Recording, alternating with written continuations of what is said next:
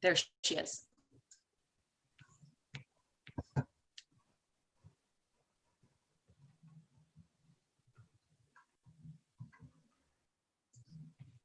Hi, everyone. Sorry about that.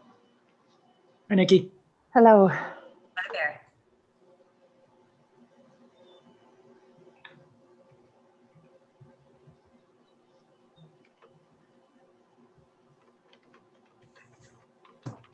I'm just going to mute and see if I could get a hold of Russell and Jen.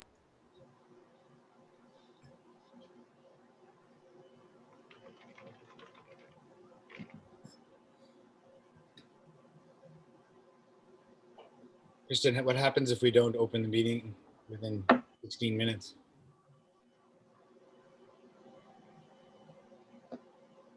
It's Miller time.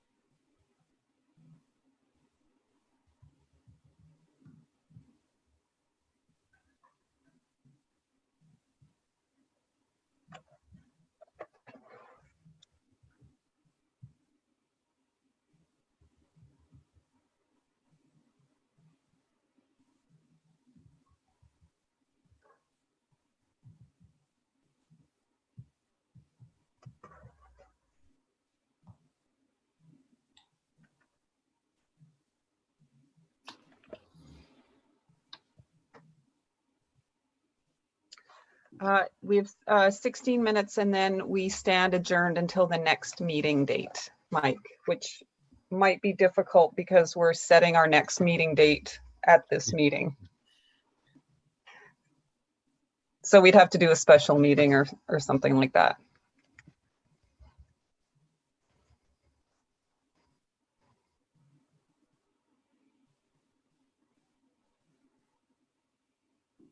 Hey, Mike, I was going to ask you, who's the Shrubs? Who's the Shrubs? Yeah, you're in the background there. You've got a poster that says Shrubs. That was the name of my old ice cream stand. Really? It was called Shrubs Killer Shakes. Nice. That's a caricature of my old dog, and he used to shake. Nice. It was a bar napkin Yeah. concept when I opened the ice cream stand. And that was here in Pemberton? Yeah, that was next to the old Pony. But I thought you started the Pony in the first place. No, but it was next to the building. Like it was a separate building next to the okay. restaurant. So I had the original building and then bought the property beside it where right. Hill's Drive-In used to be. And then when that got torn down, or when the fire chief at the time burnt it down while we were open. Does anyone know what Phil's Drive-In is though, Mike? I mean, I think you're dating yourself. I've never heard of it. Oh, man. It's beside Portage Station is where the old Pony used to be. Yeah. Does that make sense? Well, no, I've never heard of Phil's Drive-In though. I remember Mike saying that's where the Pony was. Phil's Drive-In was like the stop you would make if you had managed to bump over the dirt road into Pemberton. And okay, I got you. You get a milkshake. So both directors, Mac and Kenneth, are attempting to get in. Okay. I had success when I manually entered the meeting code and password in. The link wasn't letting me get in. I don't know why.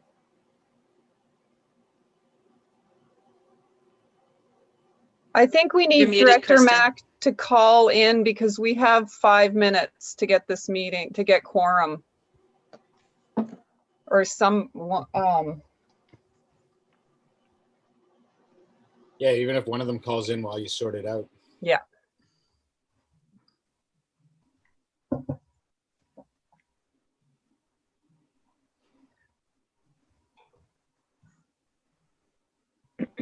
Mike, the meeting link worked fine for you, and same with you, Ryan? Yeah.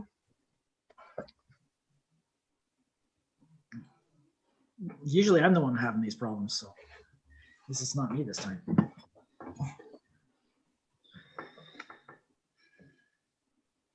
Oh yeah, Mike, just give you a heads up. There's going to be some training going on in Pemberton, so it's going to get loud for the next day or so.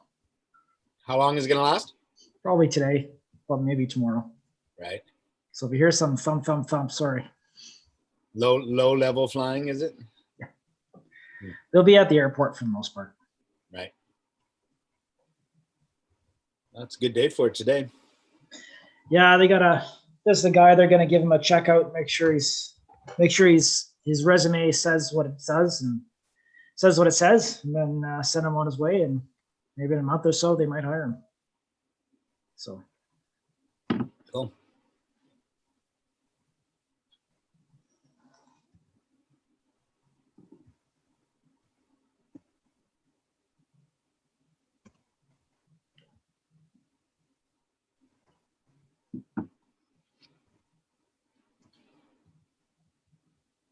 I can't believe how wet everything is for the middle of July. It's just Oh. crazy. dude, it's gross. Just looking outside, it's just like, Yeah, my yard is like a swamp. Mine's all frozen. it's Like- My fine. kids are slipping, like Yes. my dog slipped and Yep. fell last night, and my kid slipped on the way to the bus, and Yeah, last Nah. night it froze over, but it's now today it's like cracking and melting again. And yeah, it was like 6 degrees yesterday. yeah, but it was Ah. like minus whatever last night. Yeah. Oh, apparently, anyway, our live stream's still going and everyone's listening to our conversation. We're just talking about the weather. Yeah. I think we have alternate director Kennett here. Oh, Russell. Oh, Russell, Great. 2 minutes to spare. Did it. Hi, Russell. Hello, you guys. Now all I have to do is try and get the agenda on the other computer. Everything seems to be hello? Yeah. This is a CBC sitcom, right? This is what's going on here, right? Yeah, I did it right. I'm muting. Okay, I'm gonna get Kristen.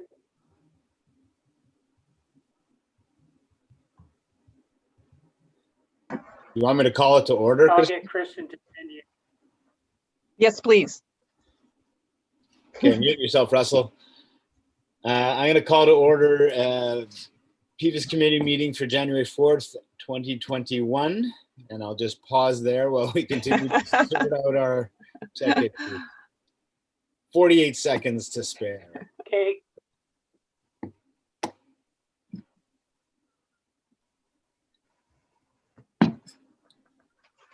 Well, I'm gonna get her to call you. Okay. Kristen, can you hear me? Yes. Could you please call Jan? She's having issues at her end. Okay. Thank you. Melanie, do you prefer that I read out the full ministerial motion for M192 or just ask for it to be moved as presented?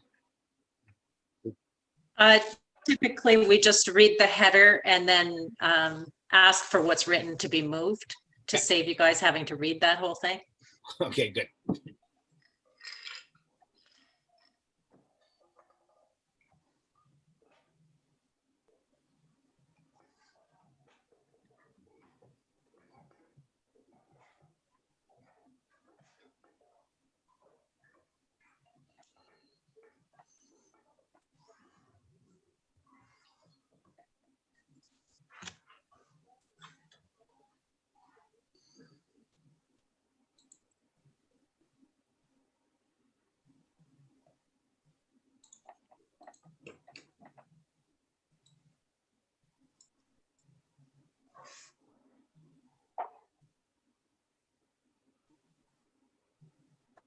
just for the benefit of any members of the public that may be watching, one of the elected officials is having difficulty, technical difficulty joining the meeting, and in accordance with our M192 efforts, we're attempting to get that individual joined in.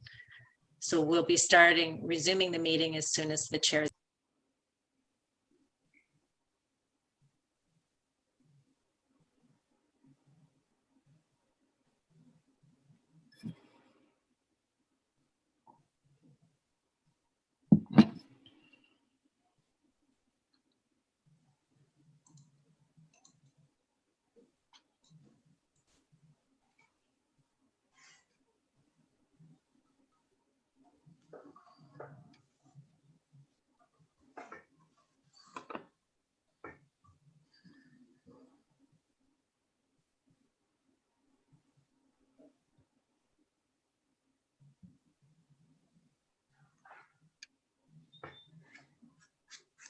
Chair Richmond, there were a few changes in the M192. If when you get to item 3, you wanted to ask Kristen to briefly speak to it, she could summarize those for you. You're just coming in. There you are. Anybody that's not familiar with Okay. Okay, sure. All righty. Thanks. So, thank you.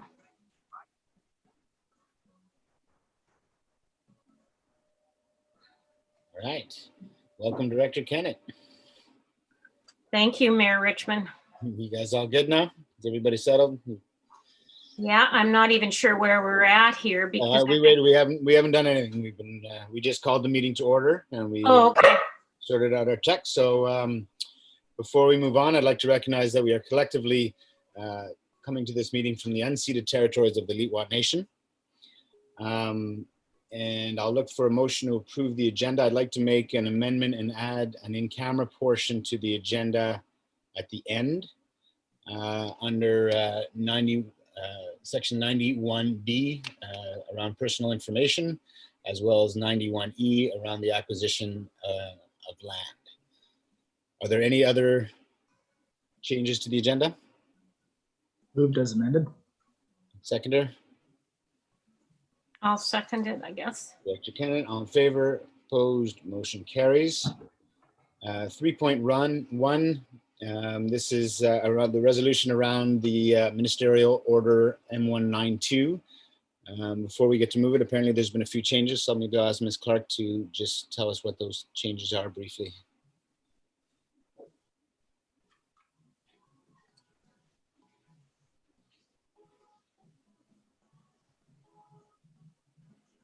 Thank you. Sorry about that. So this is a little bit different from what you've seen previously because in, I believe it was late November, a new provincial health officer order that does not permit any in-person attendance at meetings. Previous to that, we were expected to make best efforts. So the first that on there, the first resolution speaks to that new order. And then the second resolution there is just a bit of an expansion on what we've had previously, listing some of the items that we're doing to ensure openness, transparency, accessibility, and accountability. And one significant change is that we will now be, if this resolution is passed as presented, that we'll be putting the minutes from this meeting on our website before they're approved by the committee at the next meeting. So there'll be a disclaimer on them, but they will go up so that there's no lag if anybody wants to see what's happened. Well, the on-demand video will also be available. Very much. Thank you. Could somebody move the resolution as presented? Moved as presented. Seconded by Director Mack. All in favor, opposed, motion carries. Would anybody like to point out the consent agenda? The dog in the background, maybe? Yeah, let me just go let her out. Sorry. Would anybody like to pull, we still have quorum here. Would anybody like to pull anything out of the consent agenda? Seeing none, can I get somebody to move the consent agenda as presented? Director Mack, seconded by Director Kennett. All in favor, opposed, motion carries. Any business arising from the minutes? Staff reports and other business. CL Helmer, I'll turn it over to you.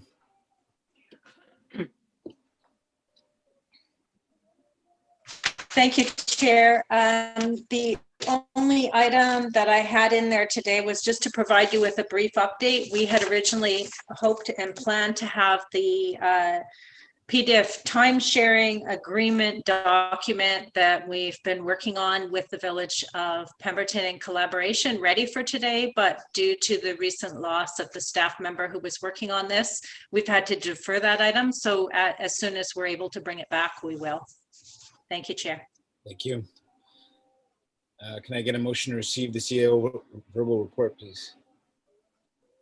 Director Mack, seconded by Director Kennett. All in favor, opposed, motion carries. Village of Pemberton, CL Gilmore, verbal report. Hello, thank you. What I wanted to update the committee on today is where we're at, which is again not very far in bringing forward a bylaw for charging for the fields, the soccer fields, the new one that was built last year and is now able to be functioning and used. So we do plan to work on that in the next month or two. At this time, we're anticipating it being a village bylaw as opposed to an SLRD bylaw. However, we will be bringing it here prior to any decisions. It would be the same as if it was an SLRD bylaw that we were preparing. I think some of the complexities are around, which I think we need to work through, just the ownership of the assets and how the fees are, under which authority the fees are brought forward. So we haven't really worked all the way through it. It's just more of an information for the committee to know that it is on our radar, and the manager of recreation has actually started reaching out and building on the information from the previous rec manager who had started the review probably in 2019, I would say.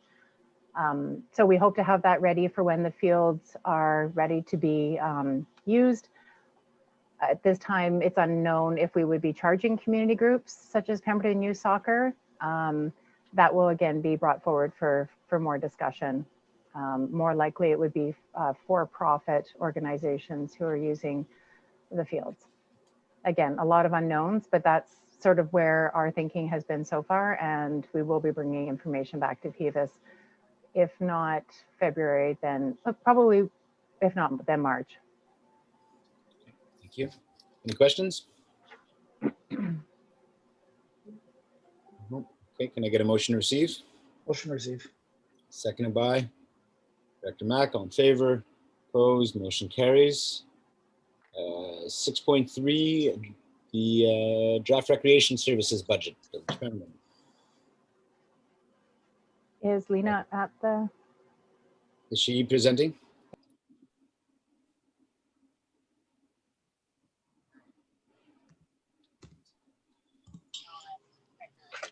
Hello, Ms. Martin.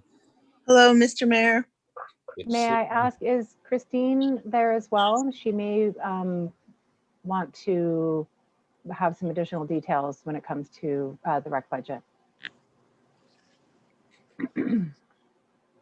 Thank you. There you go. Hello, everyone. Hello. Okay, we're just starting 6.3, getting into the draft of the rec services budget. So I'll turn it over to you. Okay, I have just a really simple information report. We have that. We're going to add it later. We can forward it to the SLRD after. So the purpose of our of today's meeting is to present the PVIS committee to the PVIS committee the draft 2021 rec budget for review and comment. This marks the first review of the 2021 rec budget. Included in the review is 2020 actual values, surplus deficit carried forward from 2020, and the 2020 and 2021 budgets with percentage and dollar value comparisons. COVID-19 was declared a global pandemic on March 11th by the World Health Organization. The Pemberton Community Center has been operating under limited services and has recorded some revenues from programs and fitness center use, but otherwise are seeing continued decreases in revenues. The 2021 budget shows revenues and expenses estimated to December 31st of 2020 against the annual budgeted values for the community center, Meadows Fields, Youth Center, Gates Lake, and the Pemberton soccer fields. And we also have a consolidated statement. The Pemberton Community Center continues to be the most affected by the COVID-19 pandemic, and we are challenged with limited opening and the ability to earn revenues due to the public health orders. Some highlights to look at for the first look at the budget.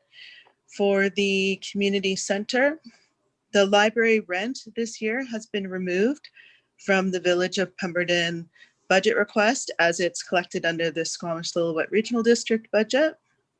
We identified that on the 2020 budgets. The capital project for Room D flooring of $40,000 is going to be postponed to 2022. It's not a priority project during the pandemic. I think that Christine has requested that we push that forward for discussion. Our parts and supplies have increased due to COVID-19 related expenses.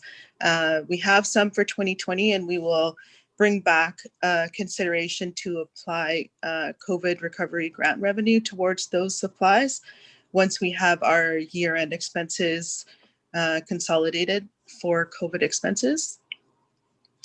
Our program revenue and our program rental and our rental revenue showing reductions because we have anticipated reductions for at least the first quarter of 2021. We have most of our items for consideration to add to the budget are in this cost center. Some of those items include, do we want to continue to have a transfer to capital reserves in 2021, considering this is going to be a continued challenging year for the community. So we've put that under consideration if we want to have that or postpone that for this year. We have additional capital items such as fitness equipment, geothermal improvements, security camera upgrade, water fountain for the second floor, the basketball court that continues to be moved forward, a Canada Day virtual party, which Christine can discuss, and landscaping, fire lane parking, computer replacements. The computers at the community center most of them are quite old, and we're just doing a small amount each year. The wall padding that has been brought forward, exterior and interior painting, gym toys that have been brought forward, and the play park shade that has been brought forward. For Meadows Fields, we have mostly just added expenses for garbage and landscaping.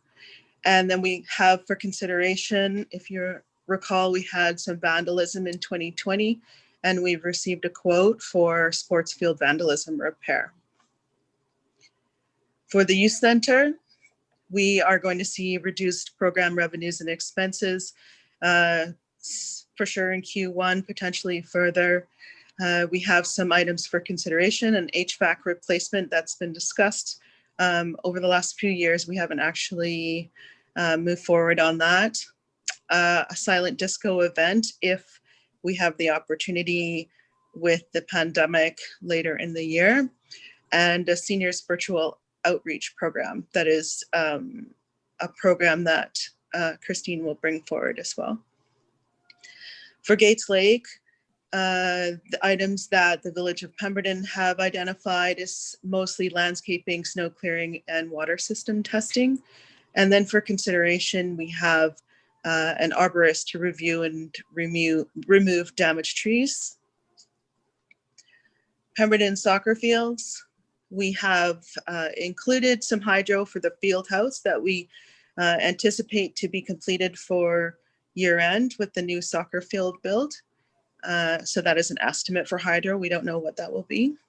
We've included garbage and fencing, a salary allocation for mowing and maintenance, and capital equipment that it was brought forward from 2020, which is for soccer field nets. no other additional capital has been added to this year. So those are just the top highlights. I would like you to note that the requisitions on the consolidated value is for the current operating budget. Any additional projects and capital that we want to add will increase that requisition. Of the capital and projects identified, a portion has been already collected under the service establishment bylaw in 2020. So there's $116,750 that still remains with the SLRD for capital projects brought forward, which leaves $282,549,000 for consideration to add to the budget overall between all of the services. If you'd like to discuss each service or each cost center, we can go over each one and have Christine comment on any projects and capital improvements that she has up for consideration. Great.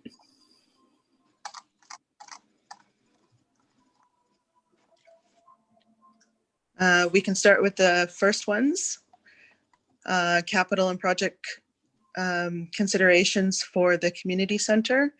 Maybe we can come back to the capital reserve. I think that might be something we look at after we've identified what we were going to add to the budget, and then we can see if we can still fit in the capital transfer to reserve for this year. So first was the fitness center equipment. That is something we tend to, that tends to need improvement or replacement on an annual basis.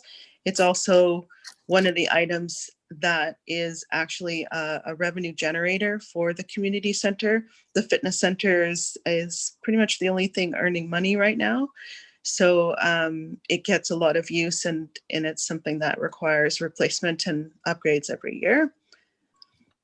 The geothermal improvements for the VFDs, those were brought forward from the last couple of years. Those have been postponed. More information maybe can come from Christine in regards to the VFDs. The SLRD originally had that on their budget from 2018. The security camera upgrade was identified after the vandalism to the door going into the parking parkade, and it was identified that the camera system we have in place now is pretty old and doesn't give us a lot of information. So it was identified that we should do some improvements in that regard. The water fountain, I think Christine will have to speak to that one.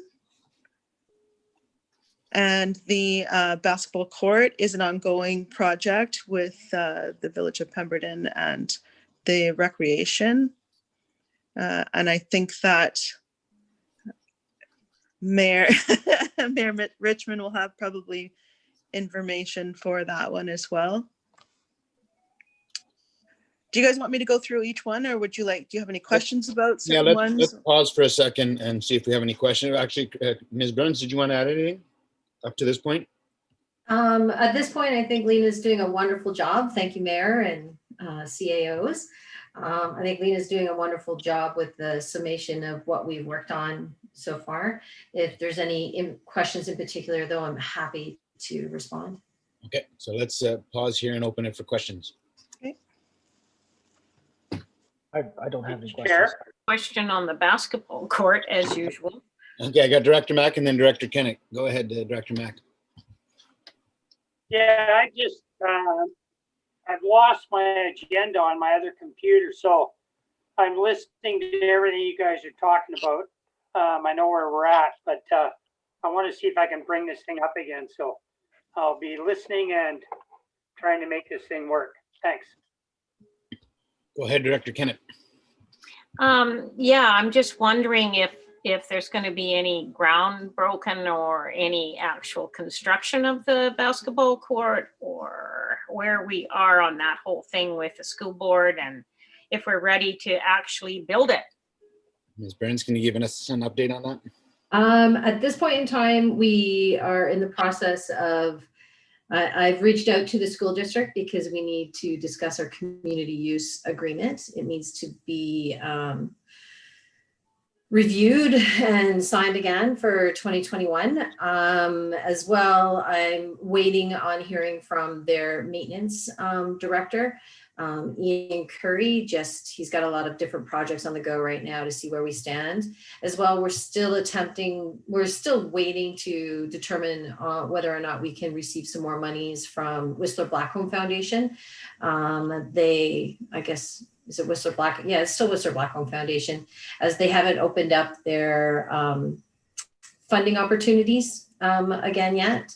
So we still would like to secure some additional funds to ensure that we're going to complete once we start, instead of procrastinating the process. So I'm hopeful that we'll see some construction in the summer. Typically, once we can get things going with the school district, it goes quickly. We just got to get it going first. Great. How much are you trying to requisition from the Whistler Blackcomb Foundation? I think we were hoping to look for an additional 50,000 if possible, and then that would, I think that's,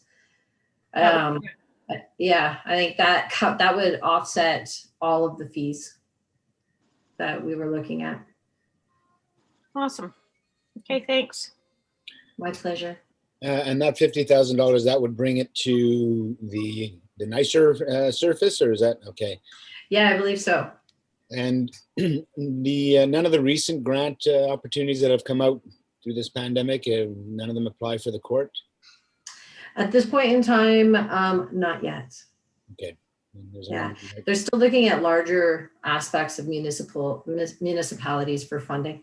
Yeah, no, I believe there's some sports-based ones too, but okay, thank you for that update. Ms. LaFrance, did you have your hand up?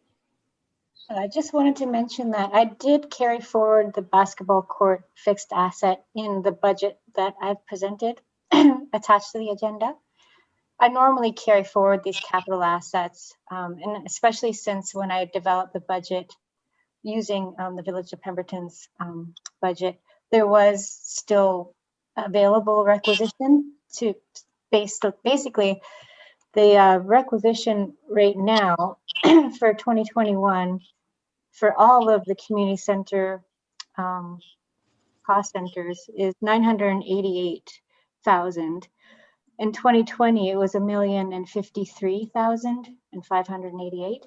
So because of that, I did carry forward the basketball court because I figured that wasn't something we'd want to lose. And I did carry forward the 40,000 for the Area D flooring because I thought probably is a good idea to get it finished when the PCC is actually not open for full business. So I just wanted to mention that the basketball court is shown in that in the budgets that I presented. Thank you. Any other questions at this point? So my question is the community service, are we looking to finish that floor then? Isn't that maybe a good idea to do that if the money's there and getting it done now, or? Room deflooring, that's what you were thinking? Yeah, the flooring thing. Ms. Burns?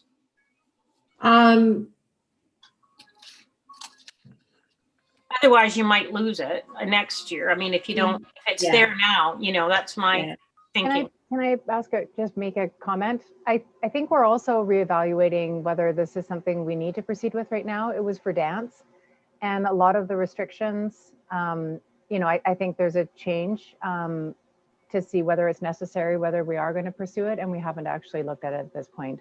So instead of forging ahead, we may be able to reallocate, or we will be proceeding with it, but we just don't know at this point. Mm-hmm. It's a large amount of money. But you're going to be having dance programs when all this is said and done, right? For sure. Yes, we currently are running children's dance.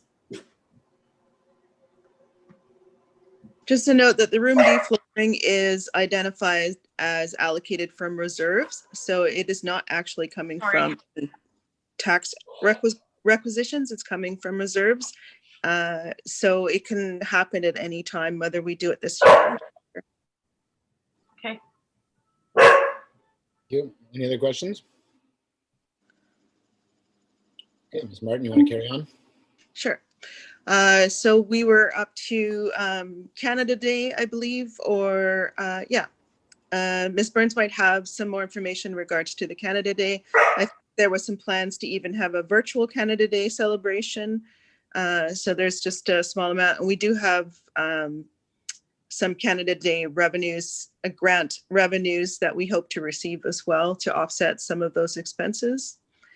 The landscape bed renewal has been on our project list for a couple of years as well. That's for along the front of the building. It just needs an upgrade that is above and beyond our current maintenance contract for landscaping. The fire lane parking, I think Christine will have to give a little bit more information on that. Should we pause on those so we don't go back if there's more additional so that we can just move as each item? Do you have further information, Christine, you want to share on that? Sure. Let me touch quickly on Canada Day. I know that that's been a very large community event in Pemberton in the past. However, COVID has proven to minimize the ability to move forward with gatherings. So we will be planning hopefully to do something virtual. And as Ms. Martin mentioned, we are hoping to receive some grant funding as there are some things out there right now. I'll move to the fire lane parking and landscaping. So it was previously on the books prior to my arrival, and the plan was to put in temporary parking stalls just in the fire lane, and it had been in front of the rec building with the landscape upgrade there. It's determined that we can create, I think, 4 temporary parking stalls to assist with drop off and pickup process for programs and services in the facility.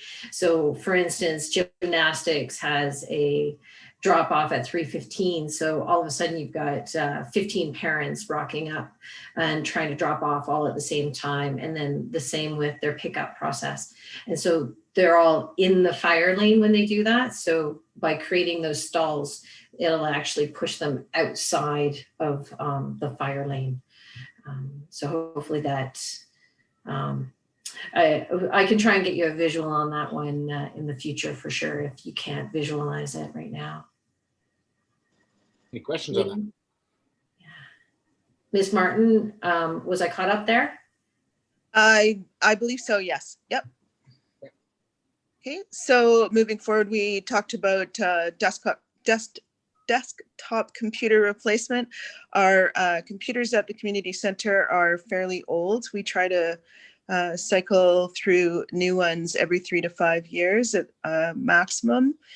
We did some replacement at the year end of 2020, as we had some money in our IT budget to do so, though we identified that there are a couple there for sure that are still quite old, 5+ years old, and require updating.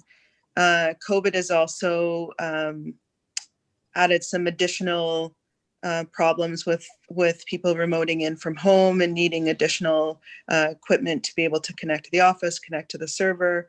And we also have some additional staff now that require computers. So what we'd like to do is have this in for discussion for this year, but we really should have a line item to do computer replacement on an annual basis, just one at a time. And as we cycle through, once we get through the 3 to 5 towers that are there, we'll be back to the beginning. So I estimate that that request will be a line item each year, included in the operation budget as just a general thing. That line item will be the same number we're looking at right now, or? Yeah, I think we'll keep it average about 2,000. I think we can get a basic desktop tower we can get for about $1,500. And then it depends on what peripherals we need. If we need monitors or keyboards or additions like that, can bring the price up a little bit. So, and some need a little bit better of a tower and some are very basic tower. So I think 2,000 is a good place to start. I don't see the prices going above that for a basic tower on an annual basis currently. We can always review that on an annual basis. Hang on a sec there, Lena. yeah. Ms. LaPlante, did you have a question?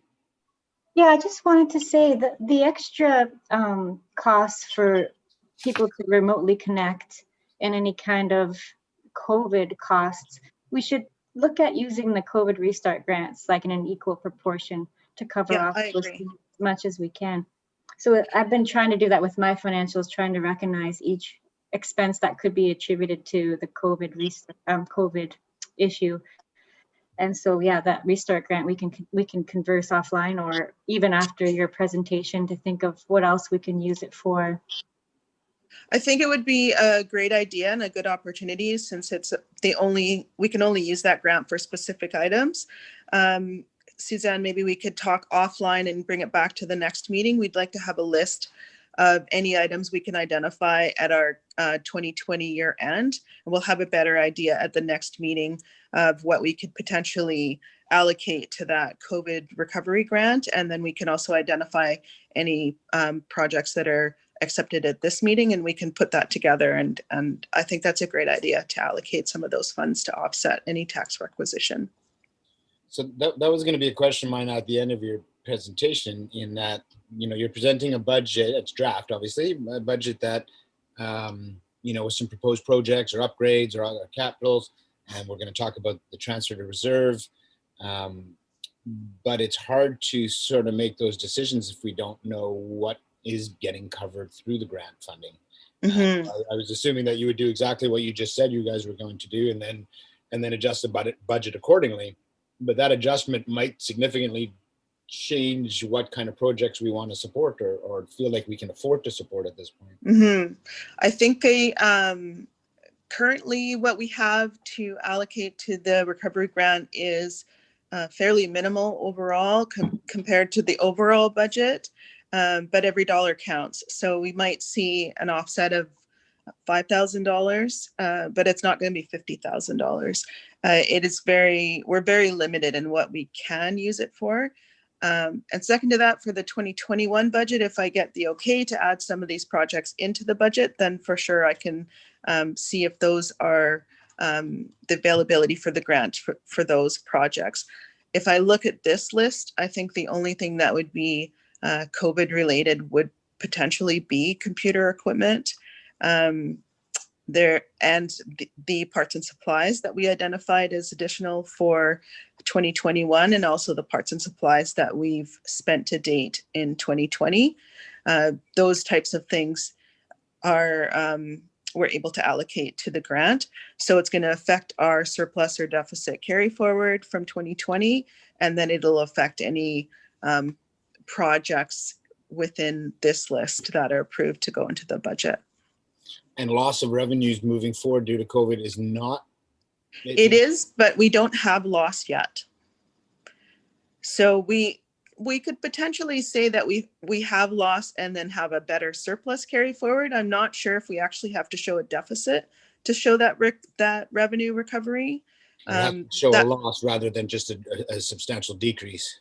I'm not sure how restricted we are in that. We did get a little bit more information about what we can use that recovery grant for, but because it is such a new grant and it is only a one-time grant, we have to be very careful on how we interpret their design of the grant. So recovery revenue would be one of those things. If we find that our requisition is so high, we did anticipate better revenues coming from the community center. So potentially we have had revenue losses for sure, but we've also offset that with decreased expenses. We would have to see the net result of that. What was the net loss between the two programs and revenues?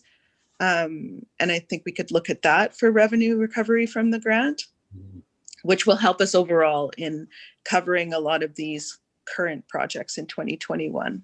Exactly. Okay, thank you. Any other questions before we move on? Okay, go ahead. Okay. So the Great Hall wall padding has been on the books as well for a couple of years.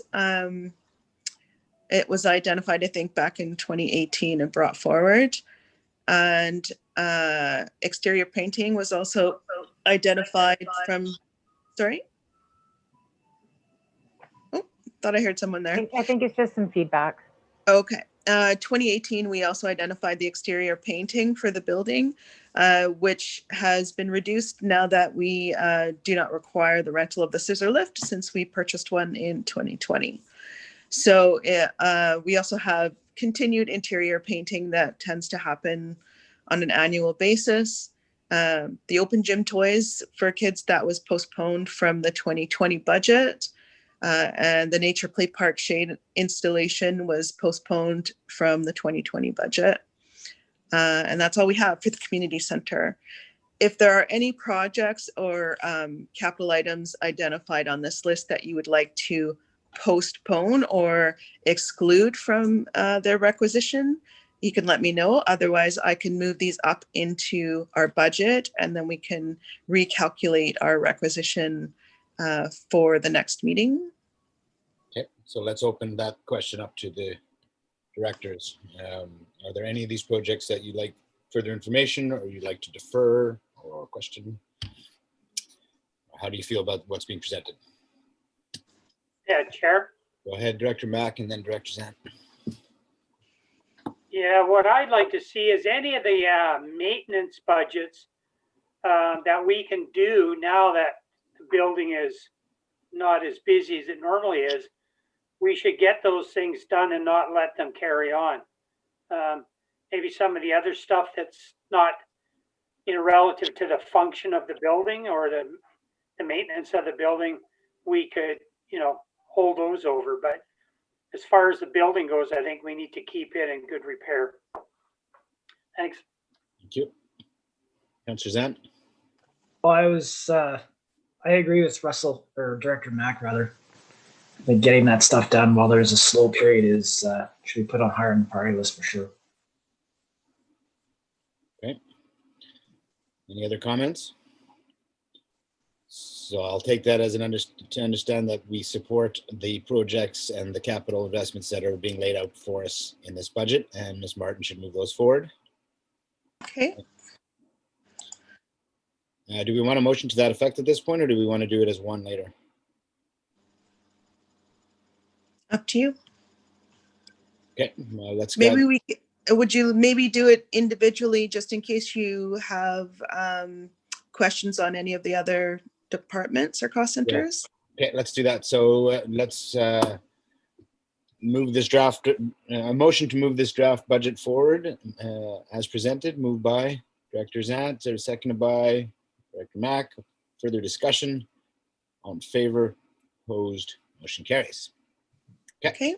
Thank you. So we can move down to the Meadows Fields. Obviously, the biggest ticket on this budget is the sports field vandalism repair.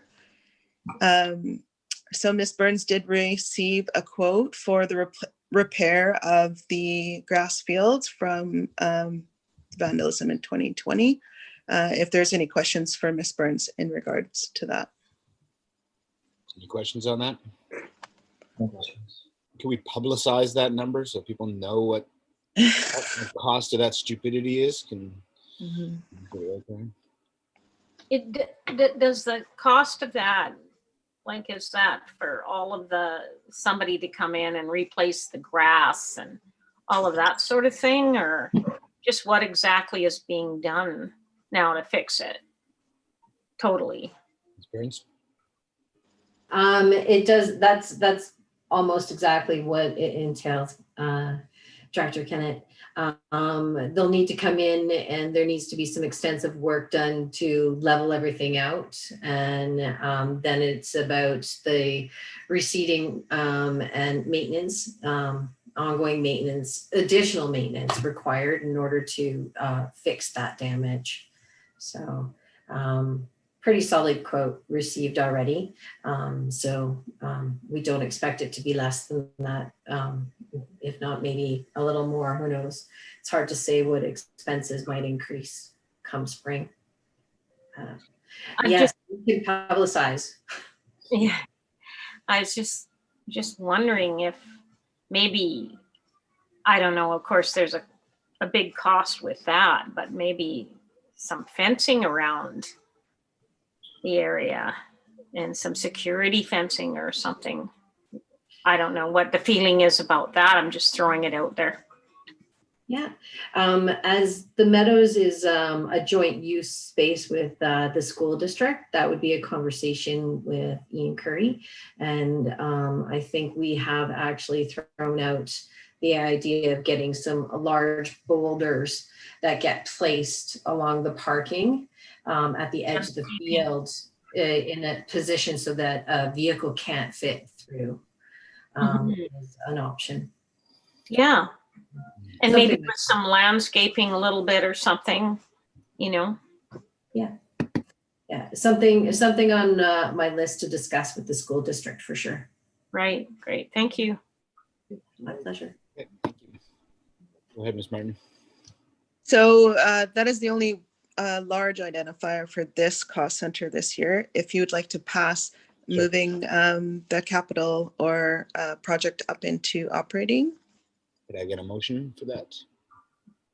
Director Zan, second by Director Mack. On favor, opposed, motion carries. Okay, next center. Okay, so we can move on to the youth center. And there is just some small items we've identified, our contractors and our utilities, maintenance items. Maybe we can just talk about the capital and projects. The HVAC replacement was on the list from a few years ago as well. That was a big ticket item. That was in regards to it being too hot or too cold in the summer. The seniors were having some trouble using the space a few years ago as well. And as the, it really doesn't keep its temperature correctly. Maybe Ms. Burns could speak more to that. I do know that's been on the list for 2 years at least. Do you want to add anything, Ms. Burns? I think Ms. Martin kind of nailed it. It's not warm enough in the winter and it's too hot in the summer as a result of the lack of proper ventilation in there. So it is definitely something that we should be moving forward at looking at seriously rectifying so that that's the best amenity we can possibly put forward. Any questions on that? No questions. I agree with it though. We should definitely get that taken care of. So does that involve like research on air conditioning, like plumbing and all of that with heating, with a heating and air conditioning system? I believe that was already done. And this was a quote that we had received. As we know, that's a building that's been used for many years in various functions. And it really just needs a little bit of TLC. So we do have, this was brought forward as an official request for sure last year. That was deferred based on a quote we received. Director Mack, I think you had your hand up. Yeah, just then, if that's the case, are we going to move forward with rectifying this problem? That's we get the funds, yes. Yeah, that's what's being presented in this budget. So, okay, so this has been identified for a couple of years. There was never funds put in place before. It was deferred. It was deferred, though we could discuss potentially using capital reserves for this because it is a building improvement rather than doing this as a tax requisition. Okay, and is that we would sort of make that decision once we've gone through other cost centers, though, right? And that's... Yeah, I mean, we do have the reserves. Let me just check the youth center capital reserves to see if we have capital reserves in place. Let's see. So cost center. I've got to roll back up here. I think we do have enough in our capital reserve to do that. 6003, we have 20,000 potentially in capital reserves. So if you would like, we could do a capital reserve transfer to cover the HVAC improvement at the youth center. Mr. France? Take care. I don't know if I'd like to deplete the full capital reserve, and just wanted to note that I did add this 20,000 into the budget currently. So there is funds to cover it, and we still haven't met the same threshold of requisition as last year. But we haven't added all the other items either. I think that will easily make that threshold. Even with the other items, I just did a quick review. So I've already put in the basketball court, and I've already put in the 40,000 for area deflooring, but we can swap that 40,000 to fitness equipment, for example, and then that only leaves a $72,000 increase before any transfer to reserve, of course. So with the transfer to reserve, it's about 147,000. And there's about $70,000 just to get flat to last year's requisition so far. So I'm just saying there's probably a potential we wouldn't even need to use those reserves. Well, we could look at it. We could pull everything up into the budgets, take a quick review and bring that back for the next meeting and see if if we're looking to reduce the tax requisition, we could look at then transfers from reserves. That's what I'd like to do, because again, I'd like to see also any COVID relief funds that might be. So I'd like to put that all, pardon me, all in the same conversation. Okay. Director Kennett, you had a question? No, has there been any sort of study on what the cost actually would be to replace a heating and air conditioning unit there in that building? So where did the $20,000 number come from, Ms. Burns? I actually did reference that already. We received a quote for that. For 20,000. Is that, yeah, okay, Yes, thank you. that's correct. Yeah. Okay. Any other questions on the youth center? Nope. Okay, somebody like to move this cost center forward? Moved by Director Zant, second by Director Mack. All in favor, opposed, motion carries. Okay, we can move down to Gates Lake. Right. So Gates Lake, for the Village of Pemberton portion, we have just identified some landscaping, snow clearing, and water system testing, which is kind of a regular annual maintenance for this project, for this cost center. And then we would like to add an arborist as well to review and remove any troublesome trees for $2,200. Okay. Any questions? No question. Just curious about the water system testing. Is that for the, because the outhouse is close to the creek, or is that for? That's the potable water, isn't it? Well, We actually included this for the first year in 2020 because there is a water system there, and in order to make sure that it's to drinking standards, we have responsibilities for testing for Vancouver Coastal Health. Okay. So it would be ongoing costs that we would likely see every year in forever. Okay, I don't remember. Sorry. The reason I'm asking is I don't recall there being a fountain or a water outlet at Gates Lake. That's why I'm asking. That was funded through Area C. Were they select or amenity funds? Amenity? So that was done, I think, in 2019, committed to, and then what we needed to do in 2020 was to put the testing into the budget so that we could have to ensure that it was to the correct quality for consumption. Thank you. any other questions? Somebody like to move this budget? Move. Director Mack, second by Director Zand. All in favor, opposed, motion carries. Okay, now we're on to Okay, so the Pemberton soccer field, as you may know, we have a grant in place to do soccer field 2 this year with a clubhouse. We hope to have that capital asset completed this summer, sometime this summer. I think Ms. Gilmore will have more information about that, but part of it is a field house, and we will have the addition of hydro to that field house. And once that capital asset is completed, the Village of Pemberton will transition that to the PVIS budget for ongoing operating. And it will be added to this budget. So that's the addition of the hydro. And then we completed the top dressing machine last year. So that has been reduced from last year's budget. We don't require that again this year under our maintenance and security, or sorry, it was under our capital improvement. And the 6 soccer field nets that were identified in the budget and requisitioned last year still have not been purchased. So they've just been carried forward with the surplus carry forward. So we didn't. Go ahead. We didn't add any other identifying capital for this. It was just the soccer fields that we are bringing forward.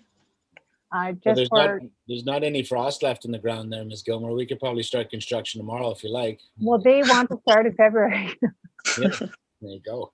And we went, no, there'll be too much snow. You can't. And now we're going, okay, well, get planning. Just so everyone's aware, for the second soccer field, actually, I would like to go back to the first soccer field. We had originally planned on purchasing top dressing, but we had public works staff that actually took the material that we received for some river gravel when we were doing the wastewater treatment plant upgrades.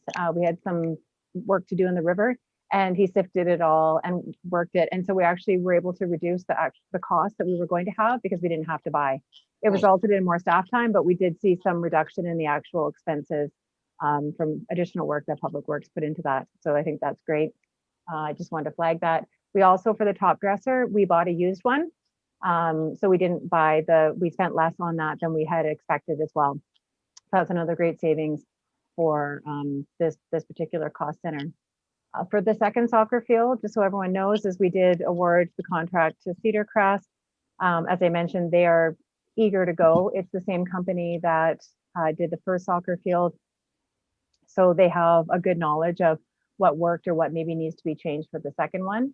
And as mentioned, they'd like to start in February, March, as soon as they can get out there. And the plan is to have it done by June, July. So it still will not be playable until the next year. So we'll be needing to make sure that people stay off of it so that the grass, the roots get established before people get to play on it. But I remember Ms. Burns actually referenced this in some of her updates, that we did have Pemberton Youth Soccer out there in sort of the fall. And that was great to see that activated. And once we get the amenity building out there and there's washrooms and additional storage for Pemberton youth, and maybe even one day a concession there, it'll just be that much more of an active place. So it's coming, it's slow, but. Ms. Gilmore, remind me of the timeline for the amenity building RFP? I'm still working on having someone prepare that. So I had wanted to get that out in December, and hopefully it will be out by the end of January or early February. Thank you. Any questions about the soccer fields? I know this is. Go ahead. I was just wondering, Nikki, if the people that are doing the top dressing and fixing the second soccer pitch, can they fix the Pemberton Meadows one, kind of just trying to save a little money? And I don't know, would they be capable of doing that? The one that got ruined? Yep, we talked about that. It's just that it's a whole project and whether or not that can fit into Public Works work schedule. We also do contract out the landscaping of that particular field. So there could be some conflicts there as well. We're not currently maintaining that field. So I would see it probably best going with the contractor than having someone who's not maintaining it do work on it. Just thought it might be a chance to save a few bucks, but okay. Thank you. Okay, would somebody like to move that cost center budget? Moved. Director Zant, seconded by Director Mack. All in favor? Opposed? Motion carries. Okay, back to you. Okay, so that is all the cost centers for the recreation budget, but we will like to do then is bring forward for budget session 2 is moving all of these items up into our actual budget and review our COVID allocations for 2020 and 2021. And we'll also update our year-end values in terms of, this was an estimate at the beginning of December, so we can look at what our budgets look like, or sorry, what our actuals look like now for 2020. So we'll have some more accurate numbers coming forward for budget session 2, and we'll have an idea of what the new requisition looks like and if we are still flat moving forward for the 2021. Great. Any last questions on this budget here? Nope. Good with that process. Is that a hand, Mr. Frost? Go ahead. I just want to see if you can do a 5-year estimation too, once you have that new budget completed, and then I can put that into. I'll have to meet with Ms. Burns to see if she's identified any future projects, but I think by the next meeting we should be able to have a 5-year estimate moving forward. And can I ask the committee, did we decide to hold off on the room deflooring, or did we decide to move forward with the room deflooring? I believe we said we were holding off, but if anybody in the committee feels that's misrepresentative, let me know. Yeah, we're going to hold off for this budget. Till 2022. Okay. Pardon me. Bless you. Okay. Thank you, Ms. Burns, I guess. And we'll carry on with the rest of the budgets then. Right? Thank So you're you. good with me? Okay. Thank you. Oh, are you, Ms. Martin, you leaving us as well? I think so. I Okay. think I'm done. Do you Okay. need me for any other questions? No, it doesn't. I think we're good. Thank you very much. Okay. Which means I will turn it over to Ms. LaFrance for more budget talk. Okay, so I put together, I guess we'll start from 1702, the Pemberton Fire Rescue. I didn't receive the budget yet from the VOP, but I just put it in there as a flat requisition. So at least we have some consolidated PVIS requisitions to look at. So likely that might increase by 2 or 3% or whatever the CPI will be. We don't know that yet. For 1705, the Pemberton Search and Rescue budget, they just requested the same as last year, so everything remains flat to last year. Throughout their full 5-year budget, actually, they just requested the same amount. And for, let's see. So I guess, are there any questions on those budgets before I go to the Pemberton Transfer Station? And maybe we can see if Mary Lou is available to pop in for any kind of operations discussions. Any questions on search and rescue or fire rescue? Questions? Okay. So the Pemberton Refuse Grounds budget currently just shows a 4% increase, which is only $9,307 for 2021. It includes the new site construction based on a full borrowing. The full borrowing might not be needed, but at this point we don't know what the full cost of the new construction will be. So that construction in fixed asset is based on the full borrowing being used. It includes a hydro hookup for the new site in 2021 of $5,000. It also includes a $20,000 transfer to surplus operational reserve, and this is going to be used in the future years to help with the additional long-term borrowing principal and interest costs. So it looks like we can smooth out that requisition without a huge hit next year with these funds. It also includes transfer to capital reserves of $20,000 for each year of the budget. So this budget is including the full 5-year plan. And the 2022 contracted services costs are not really known at this time. It's just an estimate because we will have a new contract and new procedures, and it's going to be a new site. So really that's very rough estimate at this point. And is there anything in particular that the committee wants to discuss on the permanent transfer station budget? Any questions for the staff? Director Mack? You're on mute. Am I? Oh, no, Director Mack, then Director. Yeah, no, I'm fine, Mike. Oh, okay, Director Kennett? Yeah, I just,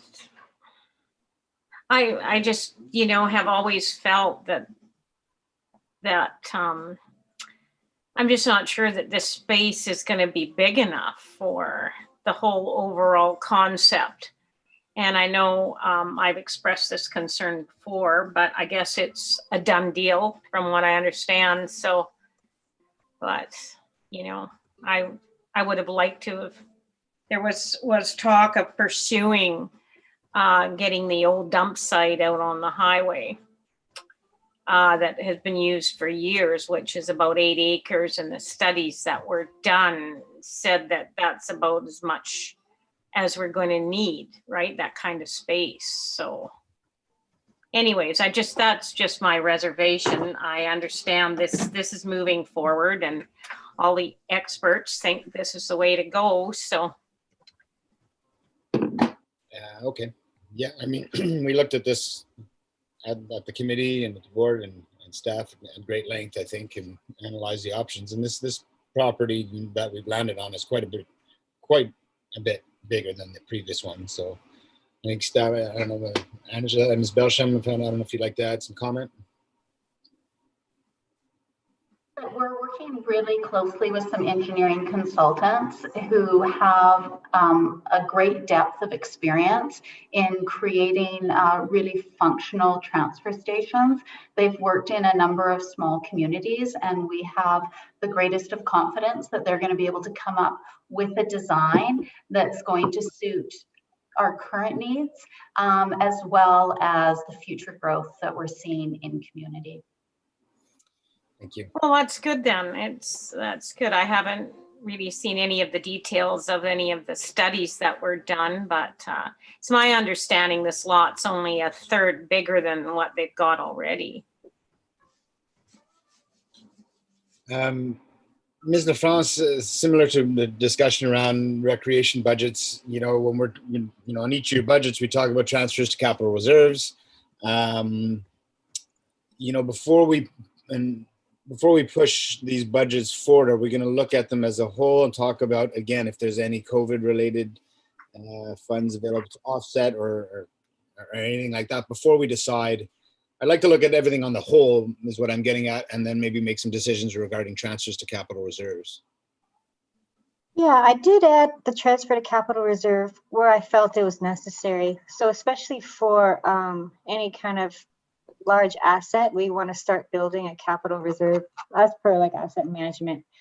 But so the capital reserve after the $20,000 transfer in 2021 is only $65,000 for this service. So I think it's probably best to keep the capital reserve in there. For the COVID, I did add what I found so far when going through the 2020 numbers, a transfer for the COVID amount under 43,000, so transfers from other services. So far, there's just $2,494.78 in the 2020 forecast that's coming from the COVID Restart Grant, and that's for extra hours and supplies we had to purchase in 2020. And I just put 500 in there for 2021 as a placeholder, but that could change. We don't really know what we might need next year for the COVID grants, potentially more signs, but and obviously disinfecting wipes and things like that. But so $500 so far in 2021 is in there for the COVID grant. Okay, thank you. Any other questions on the transfer station refuse? Okay, thanks for joining us, ladies. Carry on, Mr. France. Right. So the next budget is the Pemberton TV and radio rebroadcasting service. So with this budget, with a lot of the unknowns still about what the future holds, I know that there's the survey that you either already have been presented or will be presented. So I don't know when it is on the agenda. But so what I did for the 2021 budget was just keep things as per the 2020 budget. The only thing that was changed was the contract services amount for 2021 is lower than budget because we don't have the same requirements for leasing of these old. So there was some upgrades done with the Pemberton TV. So there was a savings basically for leasing decoders. And so I just kept everything very similar. There is a $5,000 contingency in there for any kind of unknown expenses that we may want to pursue during the year. So it doesn't include any major capital upgrades at this point. It's just basic operating. There is $10,000 available for service site maintenance. That's also a very wildly changing figure year over year for actuals. Sometimes it's needed, sometimes it's not. It depends on what happens. Lightning strikes could take up $5,000 right there, so it's very variable. I've used all of the operational surplus reserve just to try to reduce the requisitions because there is a slight requisition increase of about 1,600. Sorry, I don't have my actual notes here, but there is a small requisition increase. It's 10%, but the actual dollar value is pretty low. And if there's any specific questions on that, I can answer now. Any questions? I mean, we're going to have a conversation on this later as well. So I guess when we get down to the end of Mr. Francis' presentations, if we're moving some of the budgets, some of them we might want to pull out pending our conversations later, I guess. Go ahead, Director Mack.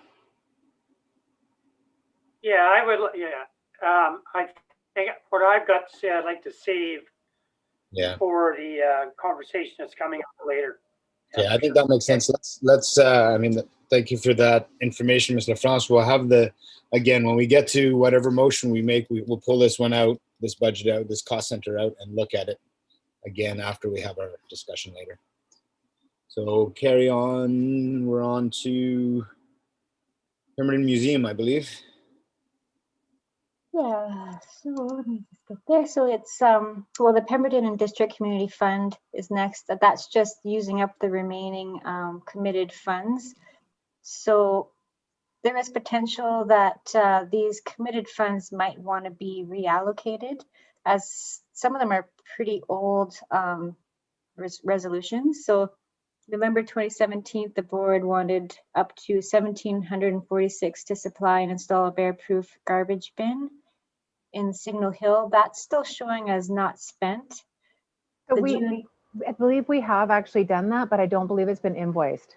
Okay. So I've asked Public Works on a number of occasions in the past to let me know what they've done, but let me double check again, and we can clarify whether or not that has been spent or it can go away. Does that sound all right?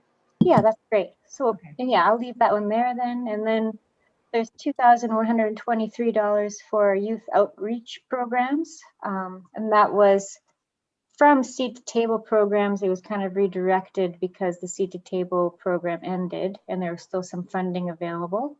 So that potentially could be reallocated if the youth outreach programs aren't being revitalized. And there's a small amount for the Stewardship Pemberton Society for kitchen time. There's only 597 remaining from that, and that might be completed now, and then that could potentially be moved to the other PDIF funds, because I guess this fund is now kind of defunct. So I just left them as is for now, and so those amounts just remain as a surplus carry forward in this budget. And so the next budgets would be the Permanent District Community Recreation budget. Question on the on that before we move on? Sure, sorry. It is it's fairly significant increase over the next few years. I think we got to be aware. Okay, if there's no questions, carry on, Suzanne. Okay. And the Pemberton District Community Recreation budgets I added here using the Village of Pemberton's request for management. There was a $40,000 mess up on my end last year for the management amount. And it basically stemmed from the capital items needing to be paid for actuals. So I reduced the room D flooring from the management amount, as that amount should be placed under assets for the service, which is held under the SLRD. So there was a little bit of a mix up there. So I corrected it in 2021. So these budgets and the consolidated amounts show what was requested, plus the basketball court and the $40,000 asset for the room D flooring. So it still shows as a decrease from last year. And so, yeah, we'll skip over these as we already kind of went over everything with the Village of Pemberton's presentation.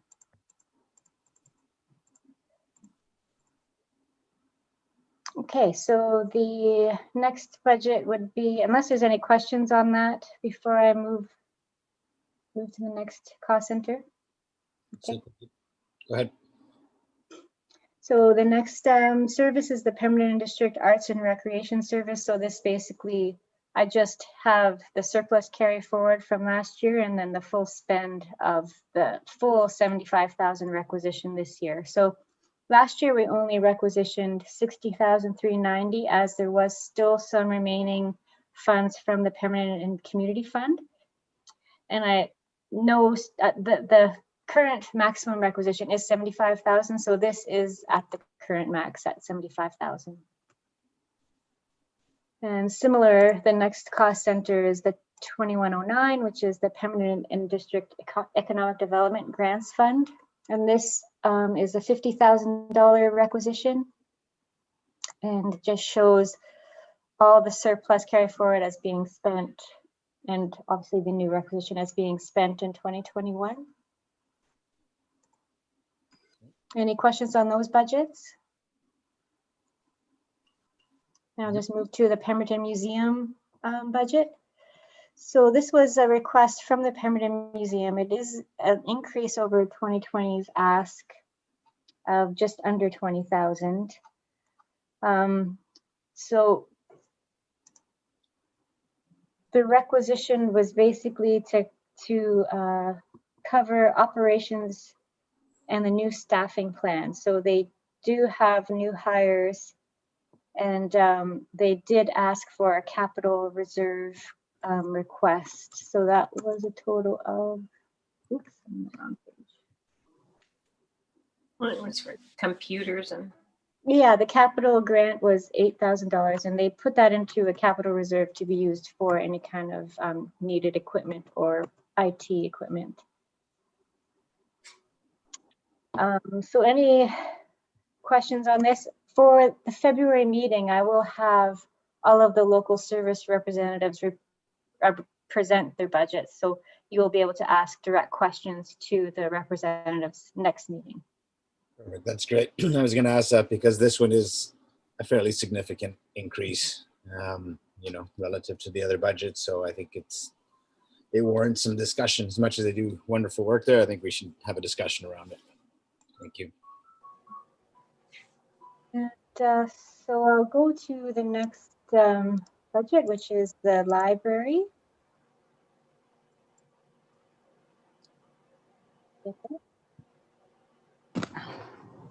This requisition is basically flat to last year. And they also will be here next month to present their budget. They asked for $2,500 just as a capital grant to their capital reserve. And any questions on that amount? Questions? No questions. Okay. All right. And the next budget is the Area C Cemetery. So the Area C Cemetery sent in a budget request of the usual 2,500 for mowing and the upkeep of the cemetery, and then they requested 4,500 for a plaque and replacement of the device that lowers caskets. We had to reduce it to 4,250 just due to the maximum requisition of this budget being reached. Any questions on the cemetery budget? So obviously that's would be a potentially one-time cost. Yes, I'm assuming those are one-time capital needs. Okay, thank you. Any questions? Will they be coming to present as well? Yes, I hope, well, I'm going to be inviting everybody and I hope they can all make it work. I didn't invite them yet because the budget of the meeting next month hasn't been confirmed, but after this meeting, it should be confirmed. Go ahead. And so the next budget is the Pemberton Valley Trail Service. I'm not sure if, oh, there's Angela. So this budget is at the capital, at the current maximum requisition, so 62,500. So it's flat to last year. And it includes some new initiatives in the fixed assets, of which there might be changes. So this is just an estimate of what will happen. So it's on the second page under 99996, fixed asset increase. There's the Clover Road Extension Trail in here, and the Riverside North Side property. That is just put in here so far with revenues as grants, but it could be donations at this point as well. But I just wanted to show that that was something that there was a resolution pertaining to, so I did add it into this budget. Are there any questions on the Pemberton Valley Trails budget? No questions? Okay.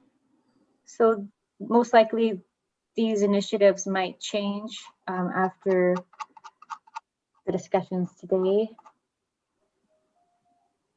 And I think that's the last of the budget. So if there's any other final questions or comments. Any last questions? As we heard, we'll be hearing from our hearing more about the budgets from the representatives next meeting, so that'll be super helpful. And we can look at our numbers. Could I guess in the meantime we'll just get a motion to receive then. Motion to receive. Seconded by Director Mack. All in favor? Opposed? Motion carries. Thank you very much, Ms. LaFrance. Thank you. And I wonder, is it possible for me to be online when you do discuss the Pemberton TV survey, just so I can have an idea of what's happening with that service? Sounds good. Okay, thanks. Okay. How's everybody doing here? We've been at it for about an hour and a half. Do we want to take 5 minutes, 10 minutes and carry on, or how are you feeling? I'm good. I wouldn't mind filling up my coffee. Okay, it's 2:37. Why don't we come back in 13 minutes? We'll come back at 10 to 3. Okay.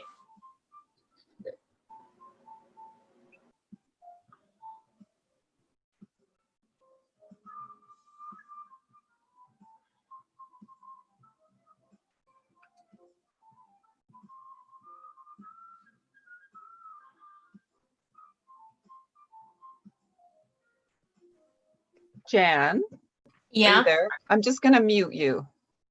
Okay. I'm just Just so when you come back, you'll be muted. So you'll want to unmute yourself hit if the you want to talk.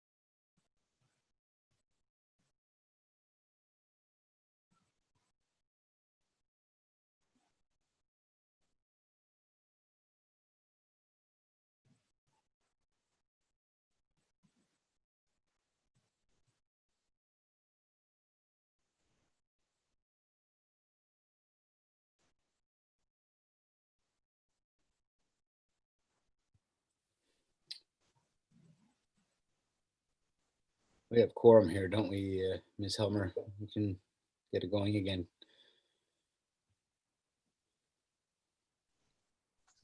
Yes, we do, Chair. Okay, I'm gonna give Ms. Campbell another minute and then we'll reopen.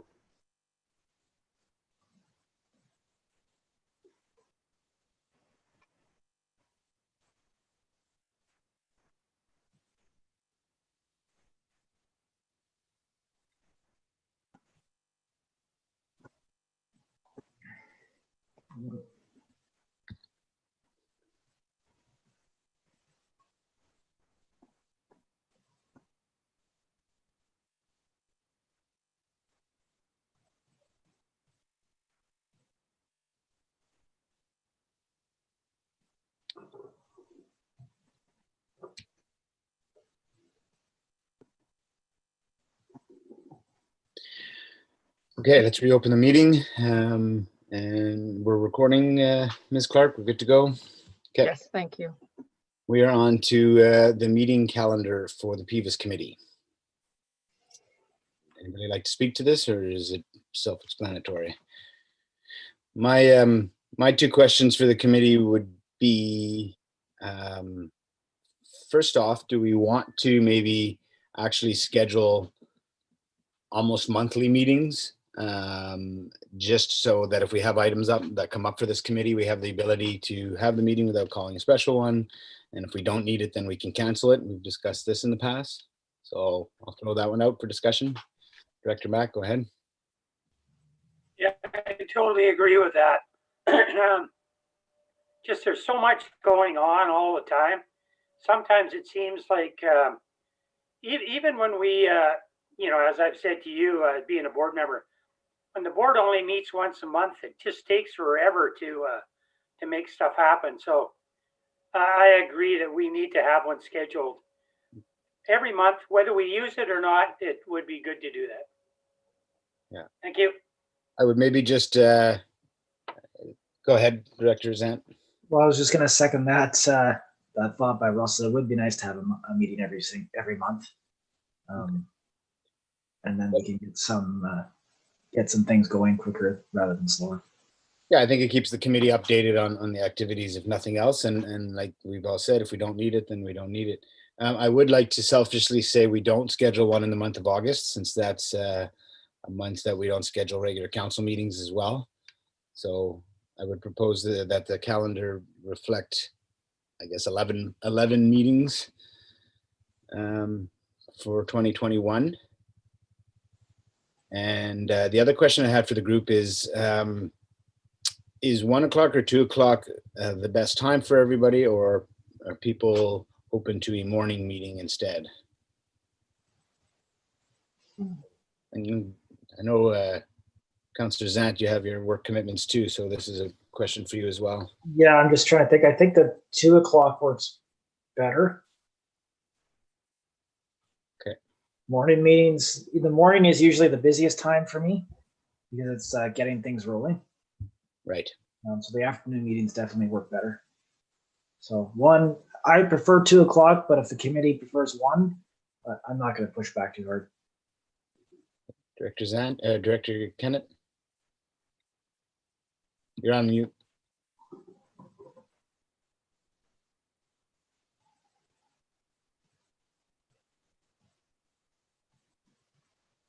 Am I okay now?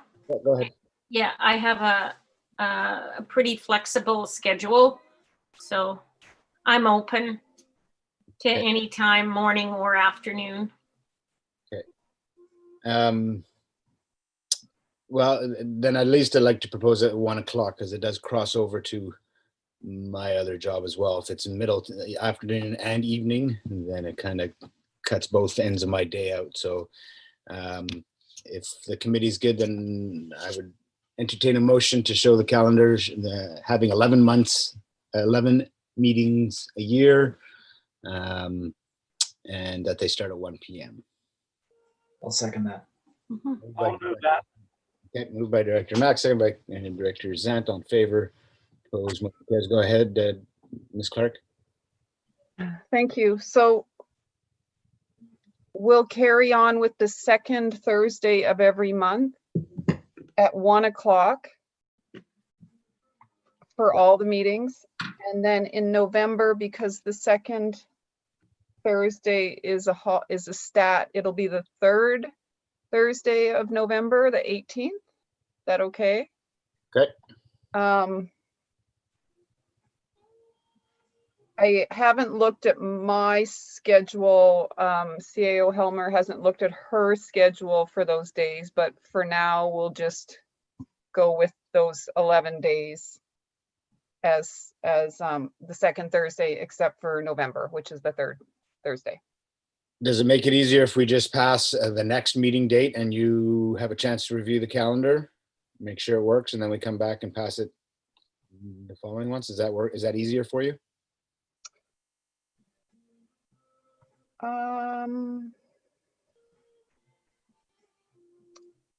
I think we'd love to kind of get our calendar finalized. So considering the ones we're adding in are kind of the extra ones, the ones more likely perhaps not to be needed, I think we can go with this, just recognizing that there may be meetings that maybe myself or CAO Helmer might not be there. You know, same with Village of Pemberton staff might have so I think we can go ahead. Okay, great. So I'll call the question then. All in favor? Opposed? Motion carries. Now we're on to the Pemberton Television and Radio Broadcasting Feasibility Study. We have staff joining us.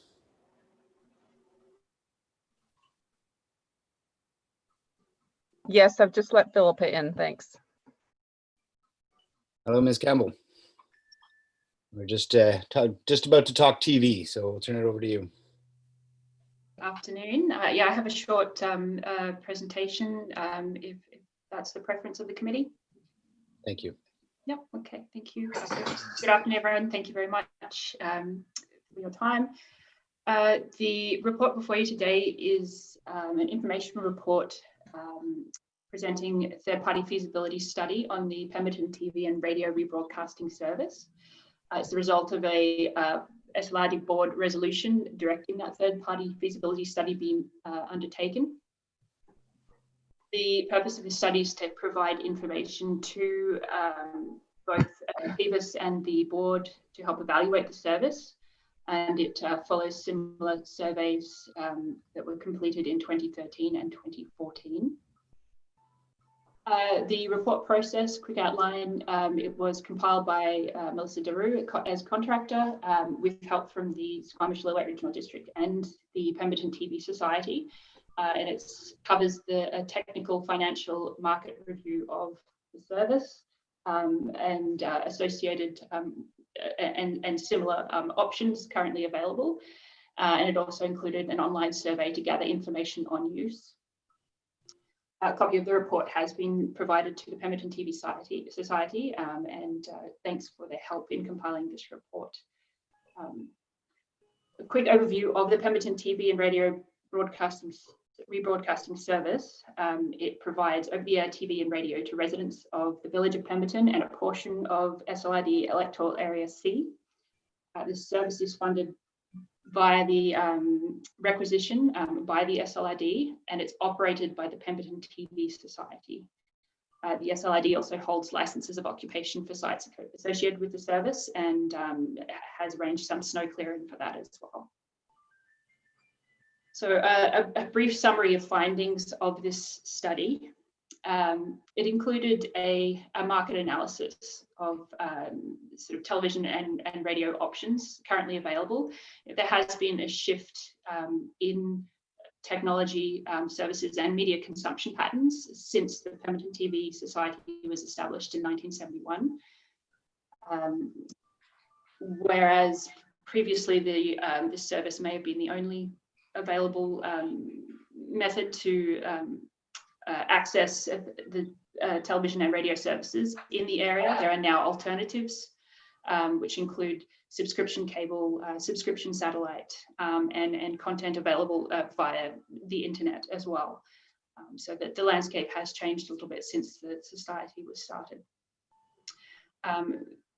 The ability of every household in the service area to connect to or afford these subscription-based options was not assessed as part of this study. It was more of a snapshot of what is out there at this time. The survey, drawing on the responses received through that survey, the current use of the service does vary. From the responses, some respondents use the service frequently, some do not use it at all. Some residents have no interest in moving to the other available options like cable and satellite TV. It appears the general awareness of the service is low based on that survey responses. It was noted that the society itself, its volunteer run, is faced a number of challenges to operations, and that includes losing a long-standing and knowledgeable member in 2016, and with that, the knowledge that they held. They also have struggled to find available and qualified technicians to help with repairs and quotes. So understanding in the report, there is an understanding that some of the equipment requires upgrading, and another expense that is upcoming is a new fence is required around the broadcasting site, and that's required to meet Industry Canada's safety regulations. Now, the equipment is older, and the replacement estimates noted in the study come in at around $100,000, with a further $12,000 from the fence itself. A recurring theme that came up during the research was the importance of television radio services as alternative communication channels in emergencies. Now, the study does go into this for this particular service, and it does note that the rebroadcasting service does not currently play a role in supporting channels approved for emergency communications. So that would be through there is a national public alerting system, and the rebroadcasting service, the channels available through that do not actually play a role in that. The report includes considerations for follow-up for both the Squamish-Lillooet Regional District and the Pemberton TV Society, and that includes methods to improve awareness of the service, improvements to operations, and governance as well. As noted in the staff report that accompanies the study, the Pemberton TV Society had put in a grant application towards the end of last year. It's a fairly significant application. It was through the SERP program, which notification was due in January. My understanding is that that may have been pushed to February because of the volume of applications the program received. And so due to the impact of that potential grant on the service, a further recommendations were thought to be put off, another report to be brought to this committee once the result of that grant has been known. So that's a brief overview. I'm happy to take any questions. Thank you very much. Clear. Questions from the committee? Any questions at this point? So I have a question. The SERP grant application, within that, you mentioned the fencing and another $80,000 plus for aging equipment. That's all included in that grant application, correct? That's a question that I'm not able to answer. I don't actually have details of the grant application. It was done through the society, so we'd have to investigate further with the Pemberton TV Society as to the contents of that grant. Okay, because what I'm getting at is there an additional, if they are successful with the grant application, is there an additional $100,000 forecasted down the road for repairs and fencing, or is it, there's obviously a big difference there. Something we'll keep in mind. Okay, if there's no more questions, I'll open it to comments then from directors. Director Mack.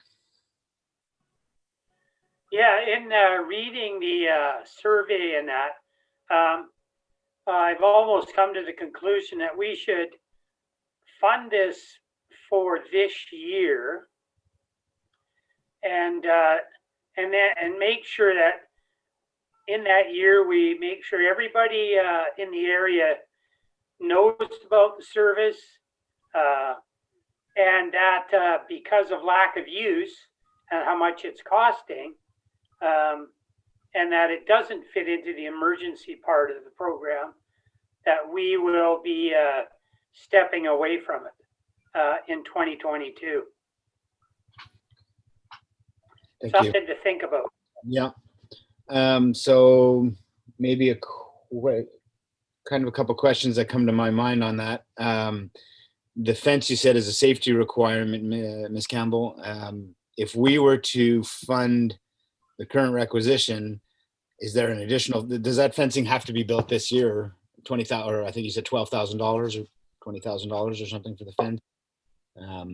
Would we then have to find money to do that as well? Even if we're only going to go with it one more year and see what happens? Does that make sense?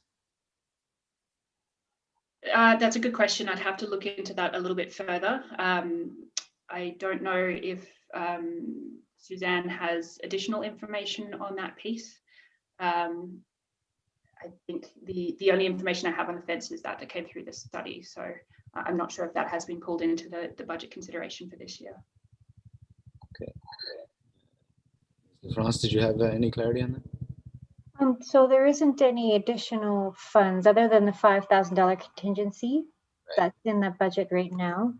They did have a radio engineer working on that, and there was a quote sent to me. I'm just scrambling right now to find it to give you an idea of what the cost would be for that fence, unless that was part of the survey. Sorry, I missed the survey presentation. I think he said, Ms. Campbell said it was either 12 or 20. I can't remember what it was. There's 12,000 in the report. Ms. Gilmore, did you have some clarity? It wasn't necessarily clarity, but I think, would it help if we were able to see what the ask for the grant application was? And I think if they're successful with the application, do we want to discontinue the service if they've received $300,000 or whatever the grant application amount was? Well, exactly. I mean, my suggestion was going to be, before Director Mack spoke, my suggestion was going to be that we wait and see if they're successful in the application for the reasons that you just said. And then Director Mack made the suggestion that we will fund it regardless. I just want to know that, what's not clear to me is we've got a budget request, and yet we're also being told that there's aging infrastructure and fence. If we go ahead with another 12 months of this, are we going to have to go find more money in that 12 months? If they don't get the grant application, go find more money to do some of these repairs. And the second question I had, sorry if it's in the report and I missed it, but have we broken out the cost in the budget if they went just with radio as opposed to radio and TV? Do we know what that looks like? That has not been covered specifically in this report. I think we do have the ability to. I think we have the ability to look at that that cost, and that's certainly something we could look into for a further report. Thank you. I'd like that because I think that's going to be one of the options that I'd like to look at when we get further ahead. Go ahead, Director Kennett. Yeah, just to comment, I'm sort of with Russ on this, that maybe we should hold the status quo for this year and then and take a look at the whole thing. I think the radio and the safety factor and emergency factor might be an important one that we should consider to funding, but the technology has changed so much. Everybody's moved on to so many different high-tech things. And, so it looks from the survey to me that hardly anybody is using it now, and it's become redundant. But I do have, like for folks down the lake and, up the Halemore or the Hurley or whatever, that there's access to some kind of CBC radio or something that will, keep them in the loop if there's a landslide or whatever, right? So. Yeah, no, I agree with a lot of what you just said. I think the radio might be a key safety component. And that's why I like to know what it costs just to run the radio as opposed to radio and TV. Because like you also said, most people have moved on to other forms of TV networking, whatever. Yeah, so I mean, I wish them, just wanted to comment, I wish them good luck on their application. And if they can get the money for major upgrades and it's going to become more of an effective service, then that's a good thing. Okay, why don't we, can I suggest that we just sort of defer this conversation to the next meeting in the hopes that maybe we have more news on their grant application and as well some of the information that staff could bring back, including breaking out the TV and the radio cost.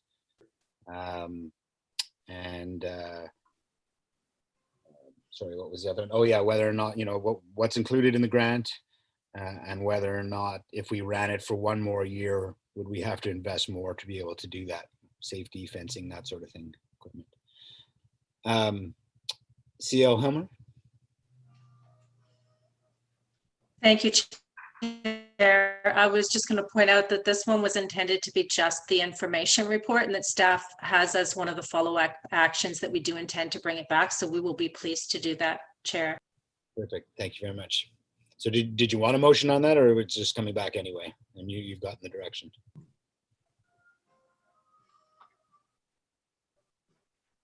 The initial thought was receipt, but if your preference is to issue a resolution that provides the clarity you just outlined, we'd be happy to take. Okay, let's do that. Then give me a motion to, as discussed there, to bring it back with that information. I'll make that motion.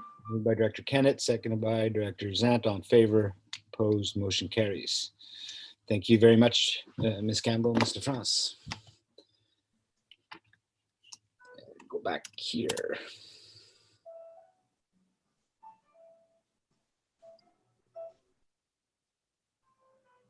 Okay, we are on to the PDIF, I believe. Yes, PDIF district funding intake. We have Ms. Fraser joining us. I will turn it over to staff. How is this going to work?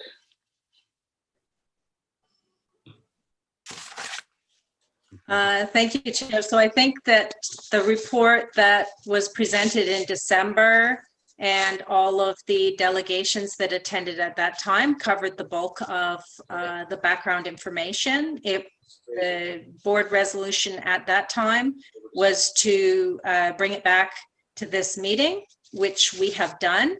And there is one item which I would just draw to your attention as on your main agenda, is that there was an indication in the staff report of December regarding the cemetery's 2021 application that was not attached in December. And it is included as 8.1 on your agenda today, just so that you're aware of that and making your decisions. And the other thing is that there was one group that was unable to attend in December due to circumstances beyond their control, and that was Porca, and they will be coming to the February meeting as a delegation to cover that piece off on reporting out on last year, as well as to speak further to the application that's before you for 2021. Okay. So at this point, staff is making a recommendation that the funding for the 2021 year be approved and that we proceed with the agreements, and is looking for direction specifically from the board with regard to how much money should be allocated to each of the applicants. You have two tables in the staff report, one for each of the opportunities to apply for funding. In the Economic Development Service, there's a maximum limit, which Ms. LaFrance referred to earlier, of $50,000 as a requisition from the participants. And so the applicants have requested an amount in excess of that. So there would need to be decisions made with respect to how to balance that funding. And also whether there will be money available for any latecomers that might be approaching during the course of the year. That's the first one. In the arts and culture, there is an ability to accommodate the asks that are on the table. There's a maximum of $75,000, which is available there. And there could still be money to allocate during the course of the year, as well as to cover the administrative costs associated. There's also another document which is attached to the staff report, which came from the village of Pemberton regarding this fund. And there were some recommendations included from the village of Pemberton as to how they would like this committee to consider those applications. And there's a further new item which was included there and pulled out of the tourism Pemberton budget. And it appears that the village of Pemberton's position would be that local government should be looking at the clearing of the Nairn Falls parking lot, and perhaps the village of Pemberton is volunteering to take over that, and that may be something that the committee would also like to consider as part of this discussion today. And if there are any questions, I'd be happy to entertain them, as well as Ms. Fraser is here, and she has a lot more background on this fund than I do, so I'm happy to have her with us as well. Thank you. Thank you, Ms. Helmer. So if there's any questions on the process, I'll give you the opportunity to ask them, and then I thought we would go through the chart as laid out in our report, and we can go through each fund and talk about how this committee feels about making those funding choices, and then at the end we could talk about the surplus and keeping any funds aside for one-time only requests or latecomer requests. Go ahead, Director Mack. Yeah, at our last meeting, or even before that, when you had requested that all of council participate in this, that was fine, but I didn't think that I would end up seeing an article in the Peak magazine with all the funding asks or what council had thought each group should get. I thought that should have been kept maybe in camera, and then it should have been discussed with Director Kennett and myself before it was made public, because I think that puts us in a bit of an awkward position, because people are under the impression that council's already made a decision on who gets how much, right? So next year, I think we need to do this in a little different fashion. I hear you, and certainly didn't want to misrepresent. The media attends our meetings. We've always discussed these funds in the open, so it was never considered actually to do it in camera. And then the media makes a call. I was pretty clear with them, but that this was to come back to this committee, and that it was a recommendation from council and not a decision by council, because it wasn't council's to decide. But that's not very clear in the article, and most people wouldn't pick that up even if it was. So unfortunately, it did, like you say, to some, it did sound like we made that decision. That wasn't the intent, though, Russell or Director Mack. It was just part of this process that we've laid out together, which, again, ultimately, I was hoping that we could, all of us, have the discussion together. If you recall, I thought with council and yourselves, let's just have one discussion. We decided that, for reasons of process, it would go back to council, we would make our recommendations, and then it would come back here for real discussion again. But that's not how it got represented in the newspaper, unfortunately.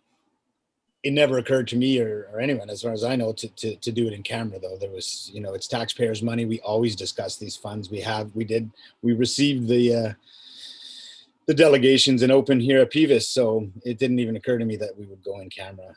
So anyway, I hear you, and let's refine the process so that's not how it feels, or that's not what happens, and doesn't put you in an awkward position. I think we need to make some changes so that doesn't happen. Go ahead, Director Kennett. Okay. I just sort of feel the same, of course, as Russell does, because it sort of makes Russ and myself a little bit feeling redundant in the whole process. And yeah, so I know that was nobody's intention, and I don't think Russell means that we're trying to have everything in camera. I think maybe that was just, I don't feel like it's an open concept, right? It's the taxpayers' money, right? So it's, but the perception out there is that, like this is a joint committee, right? So, yeah, so And just wanted to mention that. Yeah, I appreciate it. And like I say, that's why I wanted to have the conversation as a full group in the first place, because this is all of our taxpayers' money. And as far as I was concerned, it seemed easiest and cleanest for us to do this all together for all those reasons. That's why I wanted to do it. So again, we will refine the process. We'll leave it with staff, and we'll refine the process when we go through this next year to make sure that that's not the perception out there and it doesn't put you in an awkward position. And with that in mind, everything that you saw in the report from the village, and that, again, those were recommendations. So we'll start at the top and go through each fund here. And, I'll look directly to Director Matt and Director Mack and Director Kennett to give their opinions on these funds, so that, again, you've seen our recommendations. And if you have questions about our recommendations, you can certainly ask that, but I'll open it up to you guys. So if we want to start on the first table, we could start with the district chamber, I believe is first. Yeah. So 2020 funding amount was 12,000. I don't have to read it to you. Look on the top of your chart. You can see 2020, you can see 2021. They've asked for an increase. It's about a 37.5% increase to $27,500. What are your thoughts on this? Directors Mack and Kennedy. So, hey, Mike, as I said, I don't have the agenda in front of me. I can't bring it up for some reason. Okay, well, let me take you through the chart line by line. You read it out. Yeah, please. So the first, so we're doing the Economic Development Fund first, and then we'll do the second fund. First group is the chamber. So 1 year. 2020 amount was, why is that broken into? $20,000. Proposed 2021 is for long-term funding for 5 years to the tune of $27,500. So it's an increase of $7,500, which is a 37.5% increase. And there's a total of $75,000 in this fund. So they're going from 20 to asking for 27.5. What are your thoughts on it? I guess. Good. CO. Thank you, Chair. I just wanted to mention that the total maximum requisition is $50,000 per year. There is some surplus carryover, but the maximum is $50,000 per year. Thank you. Go ahead, Director Matt, and then Director Kennett. Yeah. So Sorry. Go ahead, Director Kennett. Go ahead, Jen. Yeah, I don't have, it's a fair increase, but it's my understanding, I guess, that they're going to be having more of a staff person, and that's where some of the money is going to, right? To sort of with Shirley now sadly passed, that it's big shoes to fill there. And so I guess, it's quite a bit, I guess, but I don't know what you hire somebody to do all of that work for. It isn't come cheap, right? It needs a big skill set there, so. Ms. Gilmore, did you have some information? I just wanted to add, I believe it's a continuation of their executive director, which we all know is Meredith Kemp. Plus, they're also going to be doing the secretariat position for the collaborative. I believe that was the additional that they added for this. And Sheena, can you confirm? yes, that was, and that is only for a couple of years, I believe. Once the collaborative, it's not a not seen as a long-term thing, if I recall correctly. So it was shown separate that we provided that last year directly to the collaborative of 2,500. But I do recall that through their ask, that's what the difference was. Some of that difference for the increase. Director Matt, did you have some input? Yeah, so if we're gonna give the chamber 26.5, is that correct? 27.5. 27.5. That's their ask. 27.5, okay. And there's only a total of 50,000 in this portion of the fund. How much is there? No, there's 75,000, but you can only apply for a maximum of 50. Is that not correct, Cia Homer? Oh, sorry. Go ahead. No, sorry, Chair. There's a maximum annual requisition of 50,000 for this particular fund. The $75,000 is the arts and culture one. So the most we can requisition in a year is 50,000, and we have 12,000 and change left over from a surplus of unspent funds from 2020. That's all that's. Right, thank you for that. So back to you, Director Mack. Yeah, so by saying if we agree to this number for the chamber, then that doesn't leave a whole lot of money left for the other asks. So how do we work that out? How do we figure how much of the other people that are asking that are in this category, how many of them can we accommodate? Well, why don't I take you, I'll take you through the 3 applicants, I believe it is, for this fund and how much it is, and that way you can do the math, because I know you don't have it in front of you. Okay. And also. Yeah, no, that's fine. Okay. And also the visitor, remember the Chamber of Commerce ask always includes the visitor center expense. And when we're talking about Chamber of Commerce, they also run that, right? Right. So in the economic development, there's 27,500 requested by the Chamber. There's 50,000 requested by Tourism Pemberton. There's 6,000 requested by the Farmers Market. And that's it at this point.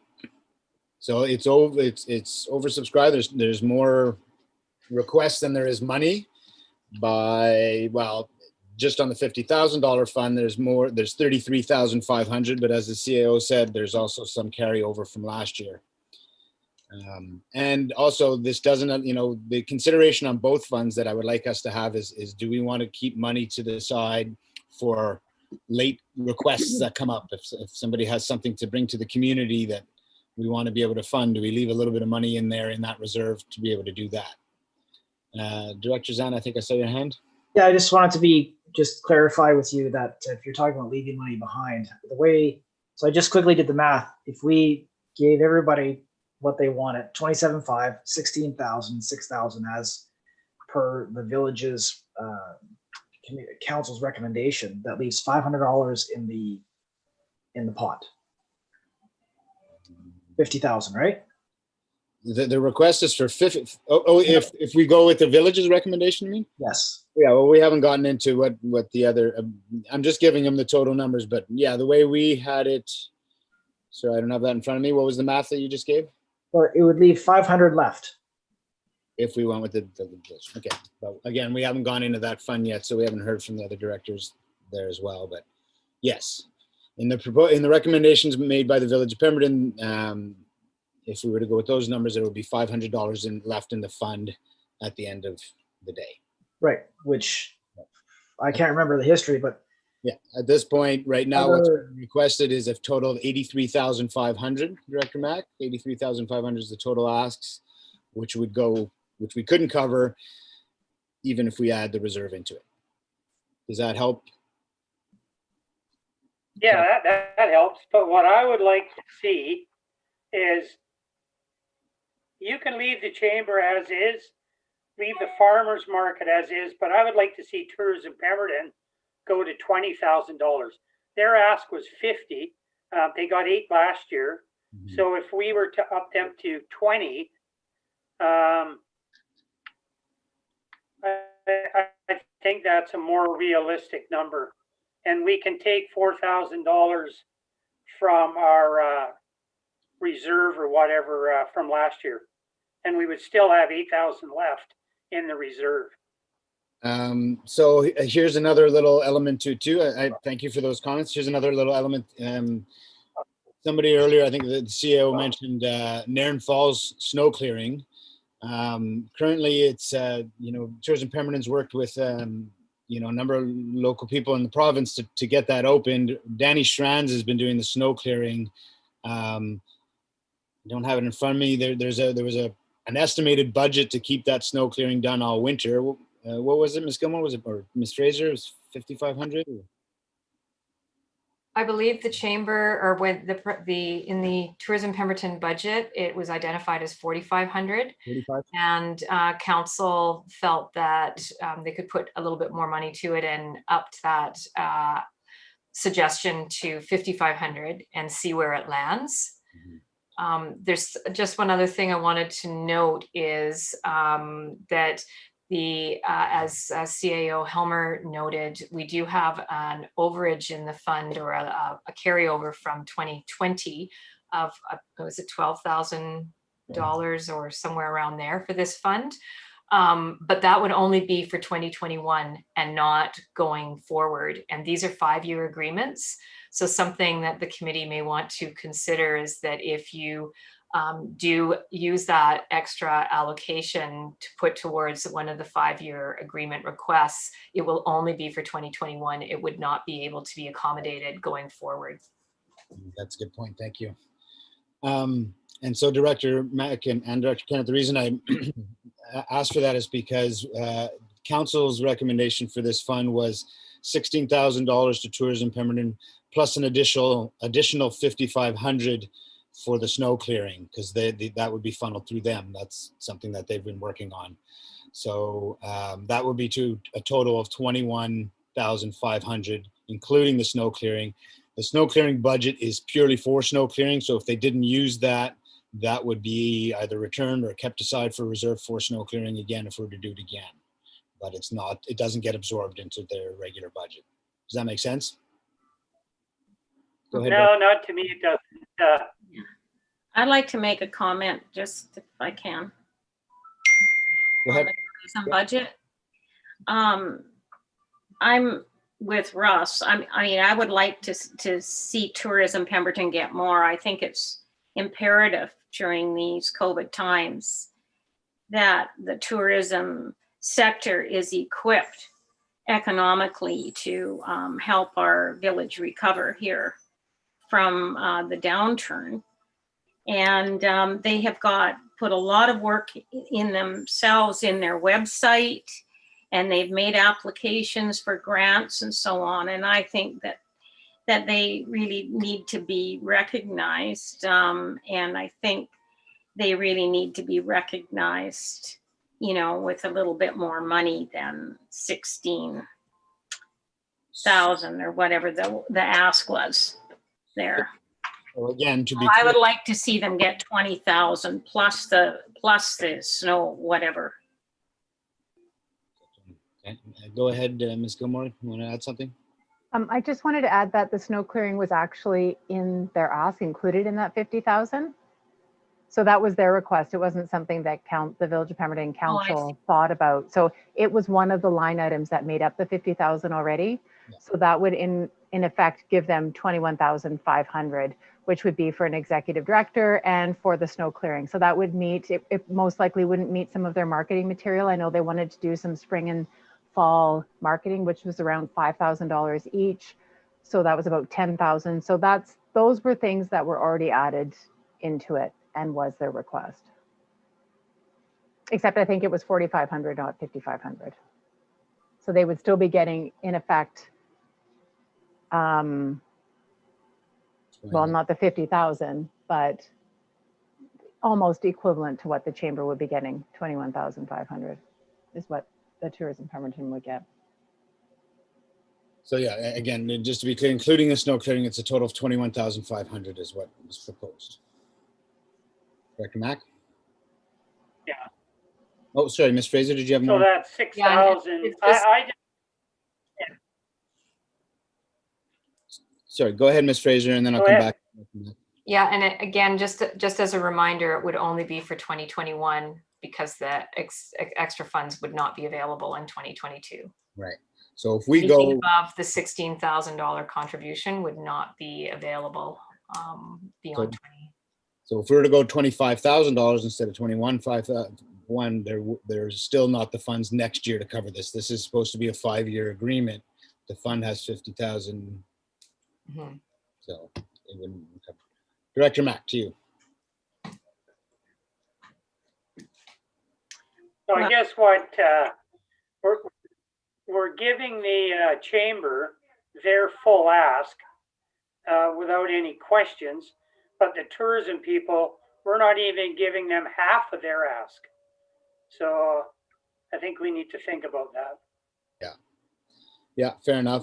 I just want to make, if I can make one comment on that, is that every job, I believe, in Pemberton is directly related or indirectly related to the tourism sector on some level. And I think we have to recognize that politically for that organization. I think they have been chronically underfunded for some years. And I think we need to look at that. Yeah, fair enough.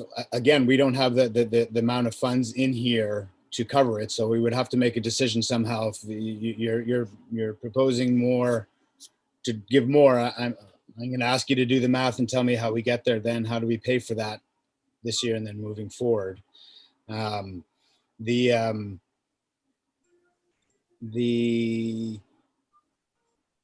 funding asks, the chamber asked for a 37.5% increase.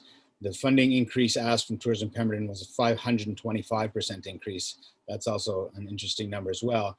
As Director Kennett said, though, that's also a product of having been perhaps underfunded at times. So, but it's just an important number. So again, I'm open to hear how you want to manage the fund here. We have $50,000 plus some reserve if we want to use. To me, again, the reserve is well used for one-time funds because that allows, that allows us to fund them and out of reserves and keeps our full requisition for these sorts of groups. So we have $50,000 and some reserve to use, but it's a one-time use only because we won't have them available next year. In other words. So how do you want to do it? How do you want to spend the $50,000? So can I ask then if this is just a one-time ask then, or it seems tourism's always come ask, or is this a one-time requisition, or? That's the point. I understand that. I'm sorry. That's okay. That's okay. That's the point, Director Kennedy, is that these are funding requests for ongoing years. Right, for 5 years. Every year we have allocated at this point $50,000 in that fund. Right now, with the ask, the total ask, or let's not even go the total ask, let's go with your proposed 25,000. If we went 25,000, 6 for the farmers market and 27.5 for the chamber, that's what it is to 25, that's 52.5, that's 58,500, I believe. That's $8,500 more than that is in the fund. Mm-hmm. So yes, we can go and grab some of that from last year's leftovers, so to speak. But next year, these two groups cannot be funded at the same level through this fund. We're trying to do a long-term funding agreement with them that carries on.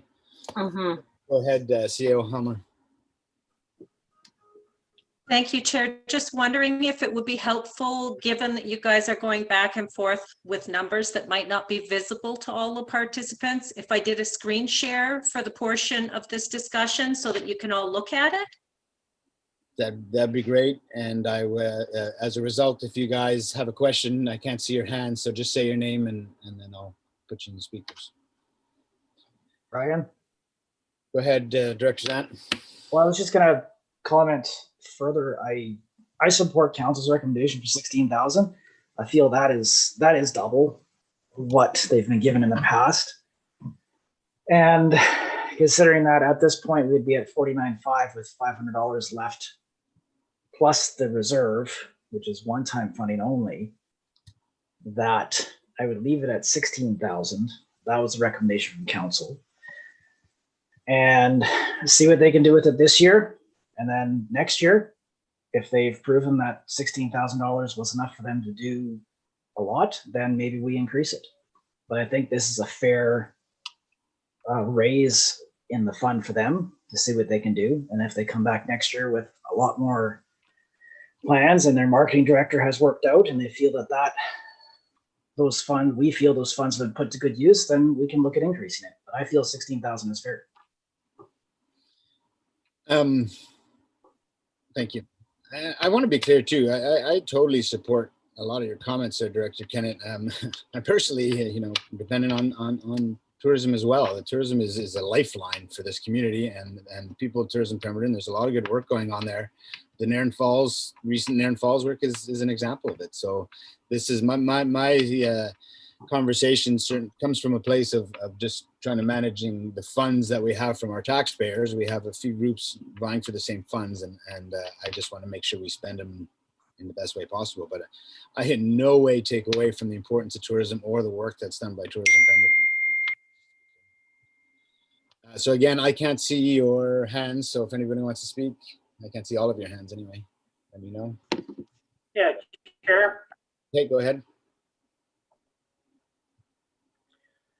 Yeah, I just think I don't agree with Ryan's number there, and I don't agree that council. It seems that if he's going to take the position that he's going to follow council's lead, well, then the two area directors like Jan and I, we're going to be outnumbered all the time on these things. So why don't we take that 5,500 or whatever it is that is put aside now for snow clearing, and why don't we put that as a separate line item? Put the $20,000 to them, and we would have to use a couple of $1,000s from the reserve to top up the farmers market. But and then we'll just have to figure out how does that funding for snow removal, the amount of snow we're having, are they even going to use 4,500, let alone 5,500? So anyways, I'll have to talk to Jan and to CAO Helmer and see if there's another way of coming up with the money to pay for the snow removal, and leave it out of this equation altogether. So I'm still sticking with the $20,000 number for tourism. And so Thanks. Sorry, were you done there? Yeah, go ahead. So your suggestion is $20,000 for Tourism Pemberton operations, 27.5 for chamber, 6 for farmers market, which is farmers. Yeah. So we're over by 3,500, which we could draw on the reserve, but it means these annual funding agreements don't work next year potentially.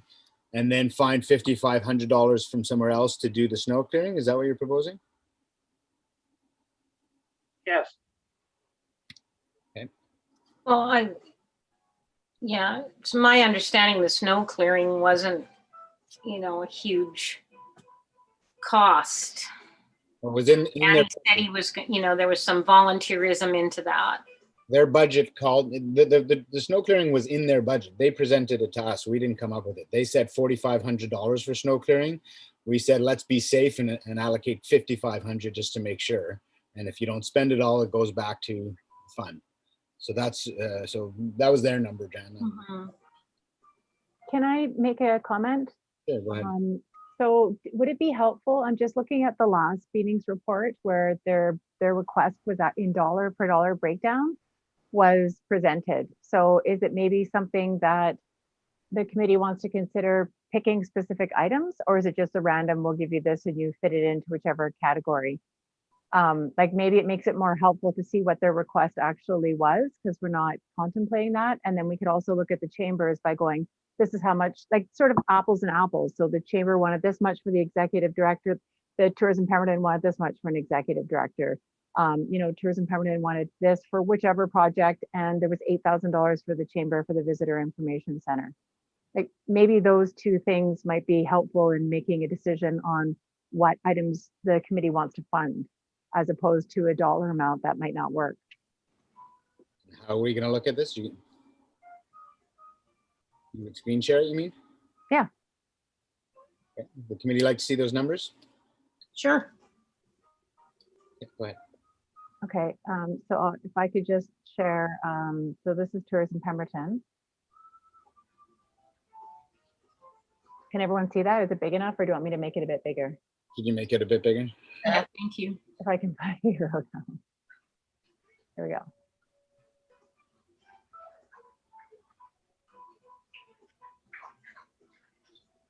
Okay. So this So is they have for expenses, is this the right one? Sorry, did I send this one? Right here, this is the one. Okay, so they also have an additional $7,000 in membership fees, which will ultimately sort of balance things off. So they're looking for a marketing coordinator of 18,000. And then they have some marketing and branding, so some pictures. They have down here, you'll see this is the plowing for 4,500. Again, some more marketing campaigns. Mhm. So, I mean, maybe the committee wants to say, okay, similar to the chamber, we're giving the chamber, was at 18,000, roughly the same. And then it can be a little bit more even for each of the organizations. Yeah, I mean, in terms of that position, we could certainly compare apples to apples. The projects are different, obviously. Yeah. But it does help to see them in their own, with those numbers. I think also for them to hire like a media marketing campaign person and all of that is fairly costly, right? And you have to be somebody that's working on it all the time on your Facebook and the website and all of the links, and it goes on forever. Well, that's what they're suggesting, right? For $18,000. Yeah. So, I just like to see maybe like an evener distribution there, I guess, maybe between the two organizations. I don't know.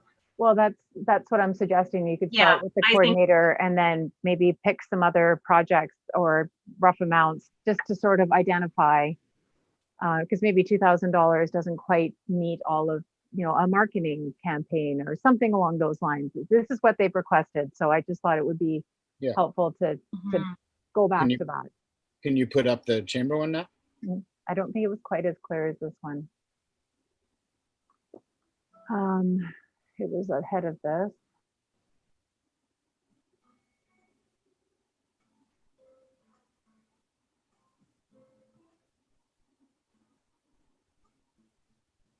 I believe it was in the words they had.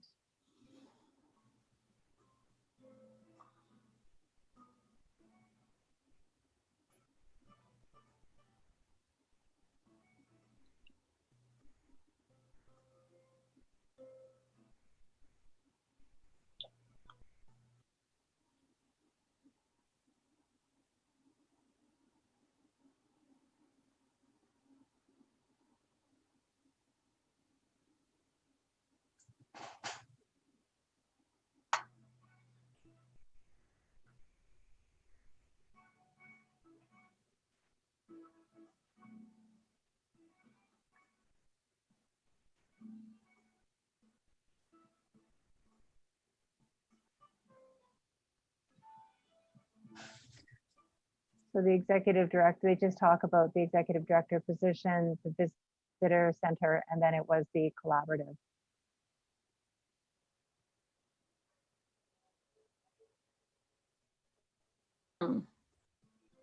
So I know we gave $2,500 for the collaborative last year. It's $8,000 for the visitor information center, and maybe someone can try and 75. That makes $17,000 for the executive director. I think it's important to remember that there's $8,000 in there for the visitor center. That's not for chamber operations. You know, you could take that right out of their operating budget, put that on the, which is tourist information booth. You know, the chamber's taken it on. There's been discussion over the past whether that should go over to Tourism Pemberton. Yeah. And obviously the budget would go with it. But that's obviously a big tourism supporter, and that's paid through the chamber. So I think you could pretty much just share that $8,000 and take it right off of their budget and consider that we're giving the chamber $19,500 if you want to look at it that way. Similar to the plowing. We said no, they'll take that out of the out of their budget because that doesn't help the Tourism Pemberton operating. That's just strictly for plowing for the whole community, right? So what do you want to do? I'm looking for a motion here. Again, we know what our total is to spend. We've seen the spending suggestion or requests. What do you want to do? I'm looking for a motion. Well, I would like to, let's say, let's split the difference. Like, I'd like to see Tourism Pemberton get 20,000. So if you want to, I don't know how we can find that, but I would like to see that. I think it's important enough, and I think it's a good move. Well, I think we have part of the resolution has to be about how we find the money for it. We have to have the money spent, so let's decide where we're finding it, because that's a big part of the equation. And yeah, 20 would in effect put them above the chamber now by $1,000. Above the chamber. Well, the chamber gets $27,500 according to what the request, but $8,000 of that is just for the visitor center. So $19,500 is for the chamber's own operations. $8,000 is for the tourist information booth. Information booth. Okay. 5. So you look at, and just again want to make that clear. It's not the same. Well, I think that at this point, the chamber has a much bigger organization as well, as far as people that are, you know, paying their dues and that sort of thing, right? So again, I'm looking for a motion to how we want to fund these groups, to what number, and where we're going to put the money from. So that's where we have to. It's where we have to land at the end of this conversation.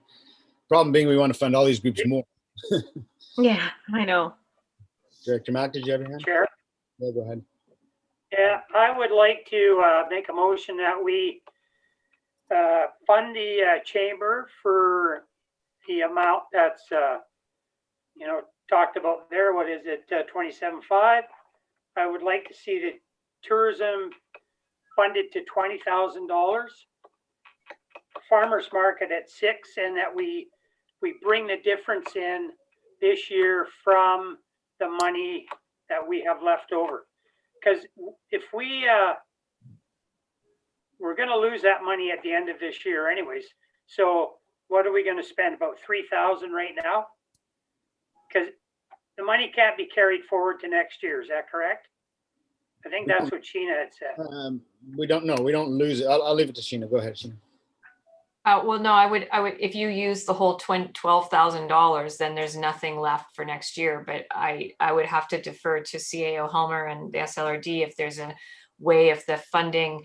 If all of the $12,000 isn't used in 2021 and there was left over, you could, you know, there could be money going forward. But I would defer to SLRD on how they would do that, how they would carry over going forward. Thank you. Yes. So if there's uncommitted funds at the end of 2021, we would do the same thing we did at the end of 2020. They would be carried forward to next year. But we would not have the ability to enter into long-term funding agreements with all three parties. All three parties would like long-term funding, and we don't have the ability to provide that if we expend the money this year.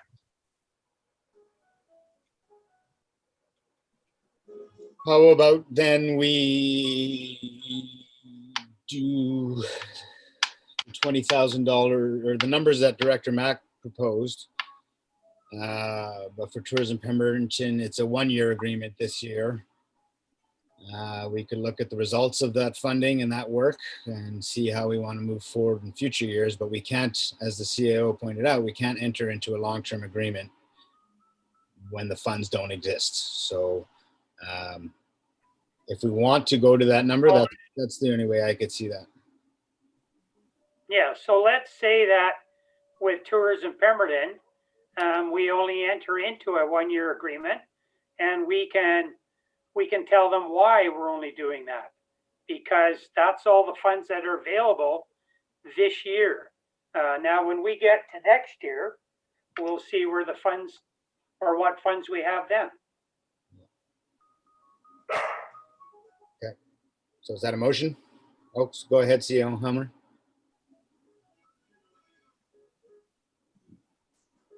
You're on mute. Sorry about that. I did just want to point out that the presentation that Ms. LaFrance provided earlier, we will still be constrained in the subsequent years to 50,000 as well. So there shouldn't be additional revenue for subsequent years. We would be back to this position next year. Certainly that's at your discretion if you want to enter into a 1 year, but we're going to be looking. And in both funds, I wish we had wish for the ability to have a few funds around so that, again, if a spontaneous event that's of the benefits of the community comes up, we have a few dollars there to throw into it. But that's, and I know there's a few dollars left in the other fund, so hopefully we can have some reserve in that one at least, but it's a consideration. So as the CEO says, we will be in the same position next year if we go ahead with that 1 year agreement. But it allows us to fund it to that level this year. So. Yeah. Okay, so well, I'll make that motion. Okay, sorry. I'll second that, Ross. Okay. Further discussion on the motion. Call the question. All in favor? Opposed? Opposed. I'll vote in favor for the motion. Carries.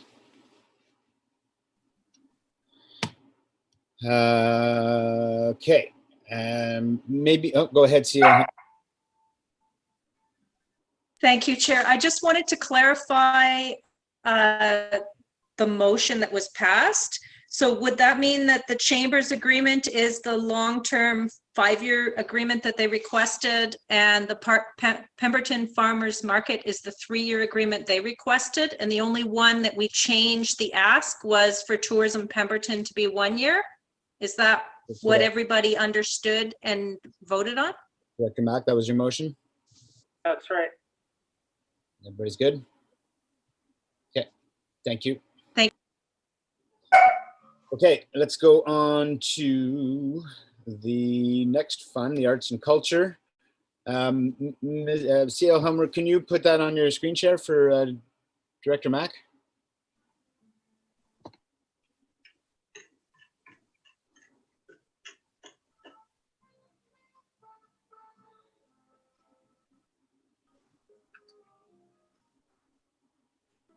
It doesn't look like I can fit the whole thing because of the size, but I will put as much as I can, and as you talk through it, then I can scroll it, if that's okay.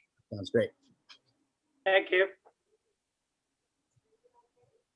So while she's down, there we go. So first group is the Wellness Almanac. The 2020 funding for that was 10,000. The request this year is 12,000. The Pemberton Canoe Club, they're on a long-term funding agreement, so that's declining over 3 years, although they would prefer a 5-year.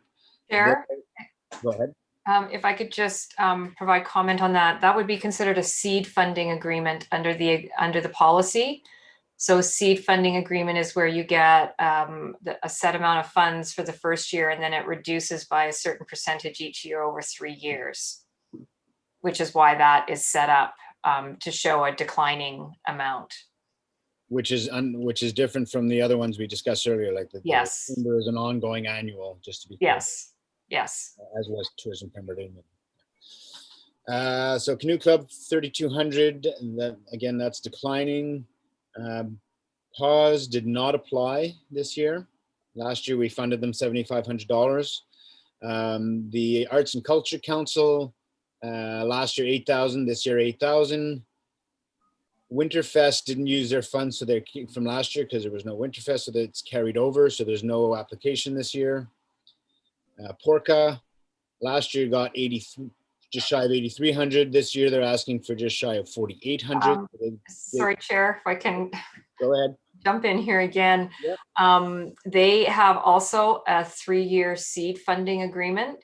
So through the Community Initiative and Opportunity Fund. So they are actually going into their last year of the agreement for 2021. And, oh no, they actually may have one. No, this is their last year. So their first, they received funding 2 years ago, and then it was a reduced amount in 2020, and it'll be further reduced in for 2022.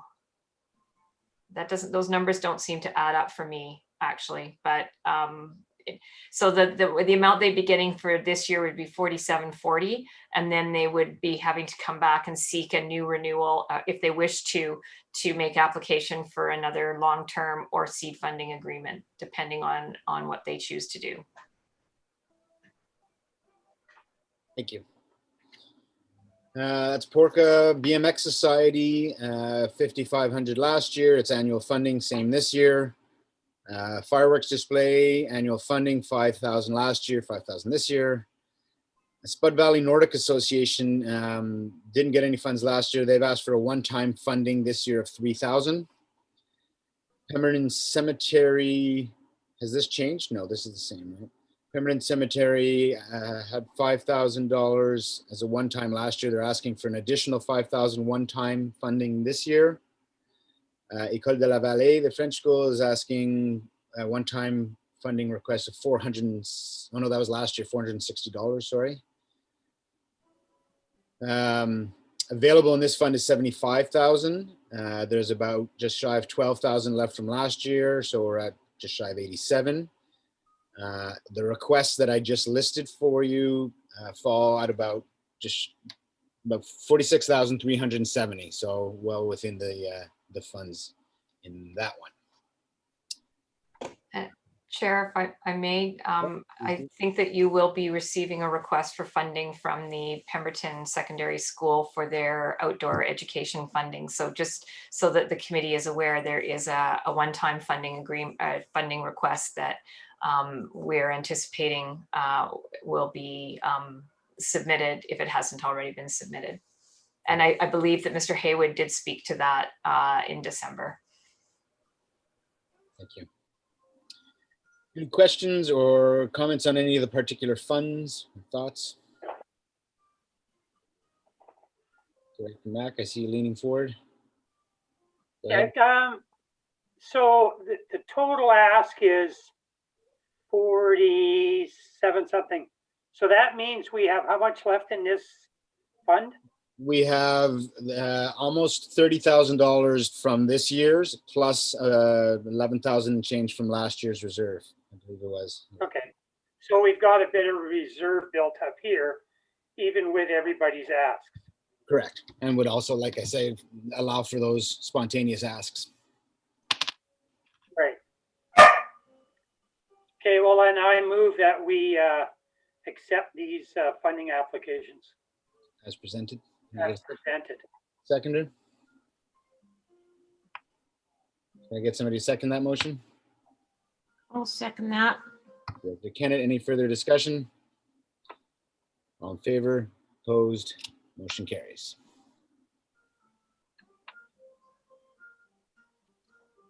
That's it for the funds, I believe. Thank you for joining us, Ms. Fraser. Thank you for having me. Okay. Can we get the screen back, please? CL? Pepsi and not. Shh. Quiet. Sorry about that. Tell Dudley to wait outside. Yeah. She got a new border collie. Oh my God. My life is over as I knew it. Okay, we're on a 6.8, which is the Clover Road extension. I would like to defer this item to the February meeting. I'll move that. Seconder? I'll second it. Seconded by Director Zant. All in favor, opposed, motion carries. Would we go in camera before decision on late business? CL Helmer?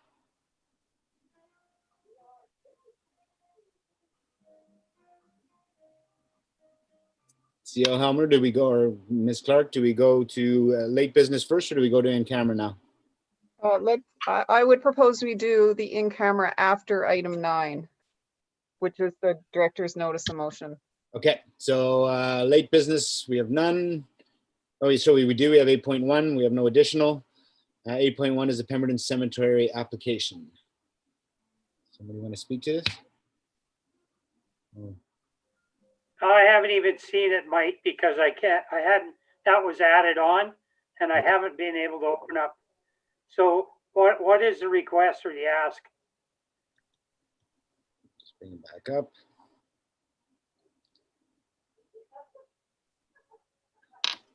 Sorry, I'm just bringing it back up here. If staff has it up, Okay. Go ahead. Ms. Helmer, do you have it there? Yes, I do, Chair. Would you like me to screen share that? It's for the 5,000 to do with what we just discussed above. Yeah. Yeah, it's the request for the funding of PDIF. I can't find the exact line by line here, but it's basically what was listed above. It just came in late. Okay, so what part of the, what does that come out of? The cultural part of the PDIF budget? So there's money available. Yes. To the Chair, yes, that's correct. Okay, then I'll move that request. Okay, seconder. Go ahead. Sorry. And CAO Helmer will correct me if I'm wrong, but I believe that was already, we put that into the requests that were just passed. We captured that in the last motion.